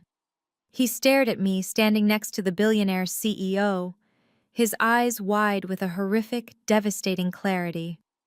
The math was actively computing in his panicked brain. He had traded a loyal, brilliant wife, who was destined to inherit billions of dollars, for a cubic zirconia-wearing mistress and a fake tech startup that was currently under active federal investigation. His mother's toxic arrogance had blinded him, and his own fragile, pathetic ego had driven him to destroy the greatest asset he had ever possessed. He had literally held the keys to the kingdom, and he had thrown them away because he was too insecure to admit his own medical shortcomings. Andre scrambled off the edge of the brightly lit stage. He did not walk. He practically crawled, stumbling over discarded napkins and pushing past the disgusted investors who actively turned their backs on him. He rushed down the long center aisle toward me, his bespoke navy suit wrinkled and heavily stained with sweat. He looked nothing like the confident technology executive who had bragged about his wealth just days prior. He looked like a beggar. I looked down at the pathetic weeping man kneeling at my feet. The man who had slapped me so hard my lip bled. The man who had gone on live radio to call me insane and accuse me of infidelity. He was not crying because he had hurt me. He was not apologizing for the physical assault or the emotional abuse. He was crying solely because he had lost the money. He was begging because he had finally realized the true extent of my power. "I still love you," Andre pleaded, clasping his hands together in front of his chest. "I have always loved you, Naya. We can fix this. We can go to marital counseling. I will do whatever you want. Just tell her to stop the audit. Please, baby, tell your mother to release the funds. Do not let them send me to federal prison." I did not feel a single ounce of pity. The remaining shreds of love I had ever harbored for this man had died the moment his hand struck my face at the anniversary dinner. I pulled my hand free from my mother's grasp and took a slow, deliberate step forward. I looked down at him, my expression radiating absolute, unadulterated disgust. "Get off my property," I commanded, my voice cold, hard, and entirely devoid of mercy. Andre blinked up at me through his frantic tears, completely bewildered. He shook his head slowly, his panicked brain entirely unable to process the command. He looked around the grand foyer, gesturing wildly at the sweeping staircase and the crystal chandeliers. "What are you talking about?" Andre stammered, his voice cracking with confusion. Your property. Nia, you signed the divorce papers 2 days ago. You signed the asset division waivers in front of my lawyer. You gave up all your rights to this place. This is my house. I reached into my designer velvet clutch and pulled out a crisp, neatly folded legal document. It was not the worthless property waiver he had forced me to sign. It was the original, highly confidential deed of trust. I unfolded it slowly, holding it up by the edges, so he could clearly see the bold black ink and the official state seals. You really should learn to read the documents your brother puts in front of you, Andre, I said smoothly, my voice carrying clearly to the silent crowd of investors watching our every move. 5 years ago, you signed a quitclaim deed, transferring this entire estate to a private blind trust. You established a limited liability corporation registered in Delaware. Damon told you it was a highly aggressive tax write-off strategy, and you signed it without a second thought because you always let him do your thinking for you. Andre's jaw dropped. He stared at the thick legal paper in my hands, his eyes frantically scanning the paragraphs until he reached the bottom line. But you never bothered to check who actually owned the LLC. I continued, tracing my finger over the signature line. Andre stared at the ink. It was my signature. The document clearly established me as the sole owner, the primary shareholder, and the absolute proprietor of the shell company that held the deed to the estate. You never owned this house, Andre, I whispered, leaning down slightly so only he could hear the final devastating nail being driven into his coffin. I did. And as of 8 o'clock this morning, I sold it. Sold it to who? Andre whispered, his voice trembling so violently he could barely form the words. He stared up at me from his knees, his eyes darting frantically around the grand foyer as if the walls of the mansion were already beginning to collapse inward. To a commercial demolition company, I replied, my voice slicing effortlessly through the heavy, suffocating silence of the room. A massive real estate developer in downtown Atlanta has been trying to acquire this exact plot of land for over 2 years to build a new luxury commercial plaza. The house itself is completely worthless to them. They only wanted the acreage. So I signed the final transfer paperwork this morning. They are tearing this entire monument of your toxic ego down to the bare foundation. Andre let out a strangled, pathetic sound that was halfway between a sob and a scream. He clutched at the fabric of his own trousers, his knuckles turning white. No, he gasped, his chest heaving with panic. You cannot do that, Nia. My clothes are upstairs. My expensive watches, my office equipment, my mother's antique furniture. Everything we own is inside this house. You cannot just tear it down. I suggest you start packing very quickly then, I said, smoothly stepping back so my mother and I were entirely out of his desperate reach. The demolition crew is scheduled to arrive bright and early tomorrow morning to begin the preliminary teardown. However, the private security firm I hired to secure the perimeter will be arriving much sooner. You have exactly 1 hour to get your personal belongings out of my house before they forcibly remove you and permanently lock the front gates. The wealthy guests who were still standing in the foyer began to aggressively murmur among themselves. The sheer brutality of my counterattack was stunning to them. They were witnessing the absolute systematic dismantling of a man who had flown too close to the sun. Several prominent politicians and investors immediately turned their backs on the scene, pulling out their cell phones and rushing toward the front doors. They needed to distance themselves from the Sterling family as quickly as humanly possible before the media cameras waiting outside could capture their faces. Andre scrambled to his feet, swaying slightly as if he were heavily intoxicated. He looked around his beautiful, sprawling estate. He looked at the sweeping mahogany staircase, the imported silk rugs, and the massive crystal chandeliers. He had used this house to project an image of undeniable wealth and superiority to the entire city. Now it was nothing more than a ticking time bomb of his own destruction. Before Andre could even attempt to formulate a response, a new sound cut through the tense atmosphere of the gala. It started as a faint, high-pitched wail echoing from the main highway. Within seconds, the sound rapidly multiplied and grew exponentially louder, transforming into a deafening, terrifying roar that shook the tall glass windows of the grand ballroom. It was the unmistakable sound of multiple heavy law enforcement sirens rapidly approaching the estate. Bright flashes of red and blue light began to reflect aggressively off the wet pavement of the long driveway, cutting through the darkness of the suburban night. The screeching of heavy tires echoed across the manicured front lawn as several black unmarked tactical vehicles and local police cruisers slammed on their brakes right in front of the grand entrance. "What is happening?" Chloe shrieked, abandoning her mother on the floor and backing up against the wall in sheer terror. "Who called the police?" My mother Valerie stepped forward, her tailored black evening suit absorbing the flashing red and blue lights pouring through the front windows. "I did not call the local police," Chloe Valerie announced, her voice radiating absolute uncompromising authority. "I called the federal government." The heavy oak front doors of the mansion were violently thrown open. A team of 12 heavily armed federal agents stormed into the grand foyer. They wore dark, tactical windbreakers with the bright yellow letters FBI emblazoned across their backs. They moved with terrifying speed and precision, instantly fanning out across the room and securing all the exits. The remaining gala guests screamed and scrambled out of their way, pressing themselves flat against the walls to avoid interfering with the federal raid.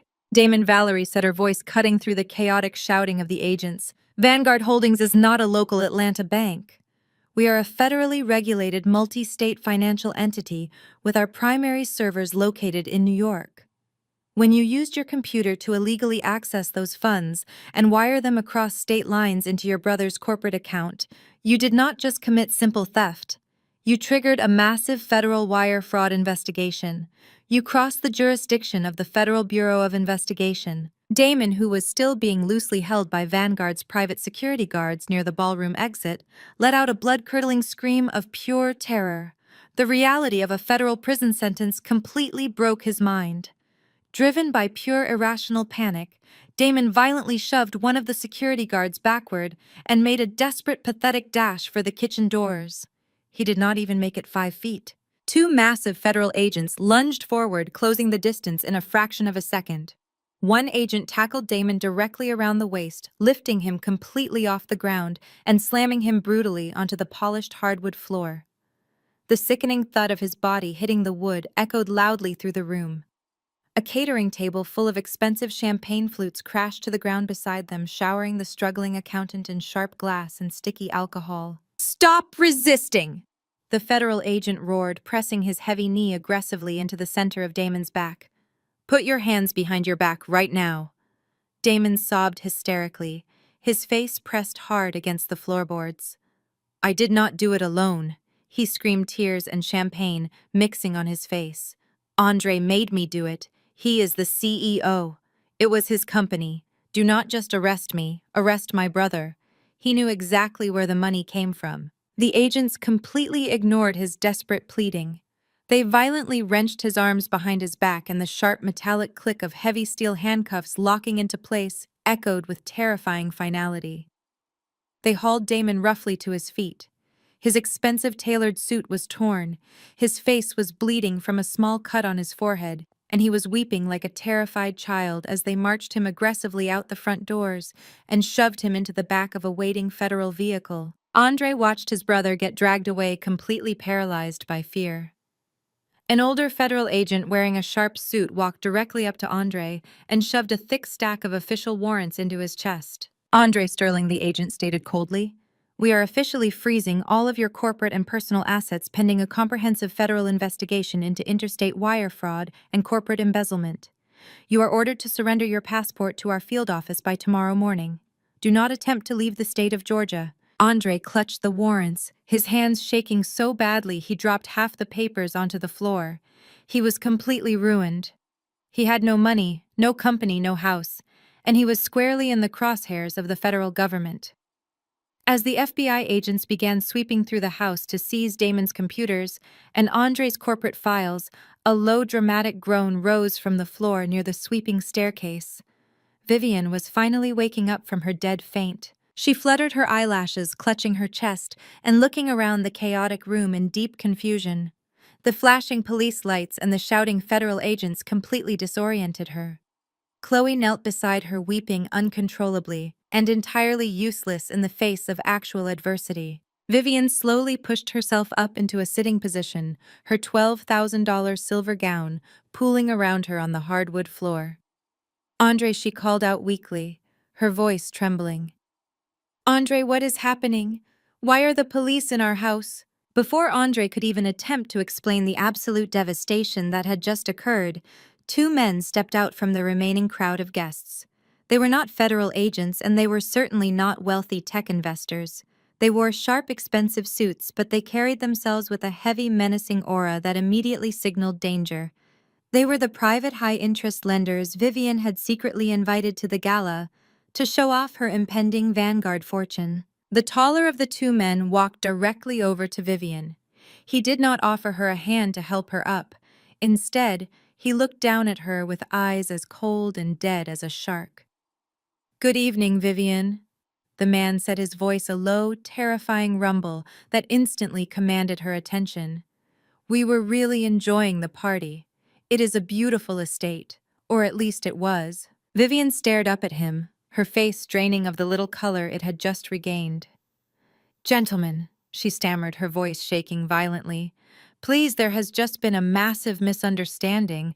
The Vanguard deal is experiencing a slight delay, but the money is coming. I swear to you, the money is coming." The man let out a short, humorless laugh. He reached inside his tailored jacket and pulled out a thick legal folder.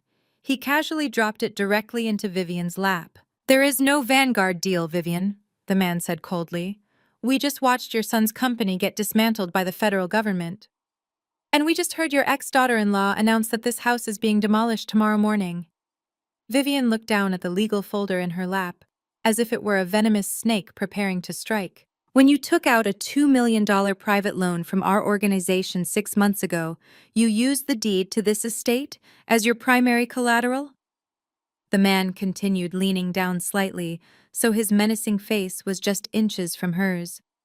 "You signed legally binding documents swearing that you and your son held the sole equity in this property, but it turns out you never owned it at all. You committed massive financial fraud against our organization, Vivian. And we do not involve the local police when people steal from us." Vivian began to hyperventilate, her hands flying up to cover her mouth in absolute primal terror. "You have exactly 48 hours to return our $2 million, plus the accumulated interest," the man whispered, his tone completely devoid of mercy. "If that money is not in our designated accounts by Monday morning, we are going to take everything else you value. Have a wonderful evening, ladies." The two men turned around and walked calmly out the front doors, disappearing into the chaotic, flashing lights of the police raid. Vivian was left sitting on the floor of a house she did not own, wearing a dress she could not pay for, completely suffocated by a massive debt to ruthless criminals. The Sterling family had built their entire existence on a foundation of lies, arrogance, and cruelty. And tonight the entire structure had finally collapsed, burying every single one of them alive in the rubble of their own making. I walked out of the grand front doors, leaving the chaos inside behind me. The crisp, cool night air felt incredibly refreshing. As my mother and I stepped into the waiting Maybach, I rolled down the tinted window just enough to watch the final act of the Sterling family tragedy unfold on the sprawling front lawn. Andre was forcibly escorted out of the mansion by two federal agents. He was left standing in the center of the driveway, with absolutely nothing but the sweat-stained suit on his back. A heavy tow truck was already hitching up his leased sports car, while another agent slapped a federal seizure notice directly onto the windshield of his luxury SUV. His corporate bank accounts were completely frozen, and his personal credit cards had already been flagged for fraud. A group of his former investors, the same men who had been eating his expensive catered food just an hour earlier, surrounded him near the front gate. The silver-haired lead investor aggressively shoved his finger into Andre's chest, screaming that his legal team would sue Andre into absolute oblivion by Monday morning. They promised to take every single dime he ever earned for the rest of his miserable life. But the most pathetic sight was his own family. Vivian and Chloe had been unceremoniously escorted out of the house by the private security team. The illusion of their unbreakable family loyalty had completely evaporated. Vivian stood on the manicured grass, her $12,000 dress stained with dirt, screaming hysterically at her son. She violently hit his broad shoulders with her tight fists, sobbing and blaming him for the $2 million debt she now owed to ruthless criminals. Chloe joined in, screeching that Andre had ruined her life and destroyed their family name. The golden boy of Atlanta was now public enemy number one in his own front yard, completely abandoned, bankrupt, and facing federal prison. I rolled the window up, completely shutting out their screaming, and the Maybach pulled away into the night. Fast forward 6 months. The bitter, chaotic cold of that suburban night was entirely replaced by the brilliant, warm sunshine of a late spring morning in downtown Atlanta. I stood on a brightly decorated, raised wooden stage, holding a pair of oversized ceremonial scissors. Behind me stood a massive, newly renovated, state-of-the-art brick building.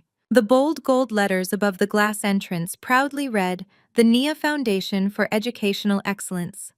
I did not use a single penny of Vanguard Holdings money to build this dream. When the federal dust finally settled, Damon confessed to absolutely everything to secure a reduced plea deal. My stolen funds were fully restored with heavy interest, and the aggressive divorce settlement handled by my mother's legal team left Andre entirely stripped of his remaining hidden assets to cover my emotional and financial damages. I took that money, the wealth I had earned with my own blood, sweat, and tears over a decade of hard work, and invested it directly back into my community. Hundreds of people were gathered in the vibrant courtyard. There were local business owners, supportive city council members, and most importantly, dozens of young children from South Atlanta who finally had a safe, technologically advanced space to learn, grow, and build their own limitless futures. I looked to my right. Valerie Sterling was standing beside me, not acting as the terrifying billionaire corporate titan, but simply as my mother. She wore a beautiful yellow sundress, smiling with a genuine, overwhelming pride that no amount of corporate success had ever brought her. We had spent the last 6 months truly healing our fractured past, building a relationship based on deep mutual respect and unbreakable honesty. I stepped up to the wooden podium, looking out at the beautiful sea of faces. The microphone carried my voice loud and clear across the courtyard. For a very long time, I believed my value was tied to my ability to endure pain. I began making eye contact with the young girl sitting in the front row. I thought being a strong woman meant silently carrying the weight of a family that constantly tried to break me down. I allowed people who hated my roots to dictate my future. I hid my brilliance to make a weak man feel powerful. I paused, taking a deep, cleansing breath. The air smelled like fresh, blooming dogwood trees. But I am here to tell you today that true power has absolutely nothing to do with the family you marry into. It has nothing to do with the expensive zip code you live in, the designer clothes you wear, or the approval of people who are committed to misunderstanding you. True power is waking up every single day and refusing to let anyone dim your light. It is knowing that the blood running through your veins is inherited from generations of resilient, unbreakable women who survived far worse so you could stand here today. To every woman watching this, especially my beautiful Black sisters, who are so often expected to be the mules of the world, hear me clearly. You are not a charity case. You are not a stepping stone for someone else's ego. Do not ever shrink yourself to fit into rooms that are too small to hold your greatness. When they tell you that you do not belong at their table, you do not sit on the floor and beg for scraps. You walk out the door, you build your own table, and you invite the people who actually know your worth to take a seat. I stepped away from the podium, picked up the ceremonial scissors, and cut the thick red ribbon. The crowd erupted into deafening cheers. The sound was pure joy, completely washing away the last lingering ghosts of my past. I am Nia. I am whole. I am completely free. And my story is just beginning. The ultimate lesson from Nia's journey is that your self-worth should never be determined by toxic people who refuse to value you. For years, Nia shrank her brilliance to protect a fragile ego and endured abuse to fit into a family obsessed with superficial status. She proved that true power does not come from marrying into wealth or seeking validation from abusers. It comes from knowing your absolute worth, maintaining your financial independence, and having the courage to walk away from tables where respect is no longer served. Have you ever walked away from a toxic relationship to reclaim your power? Share your story in the comments below and hit subscribe.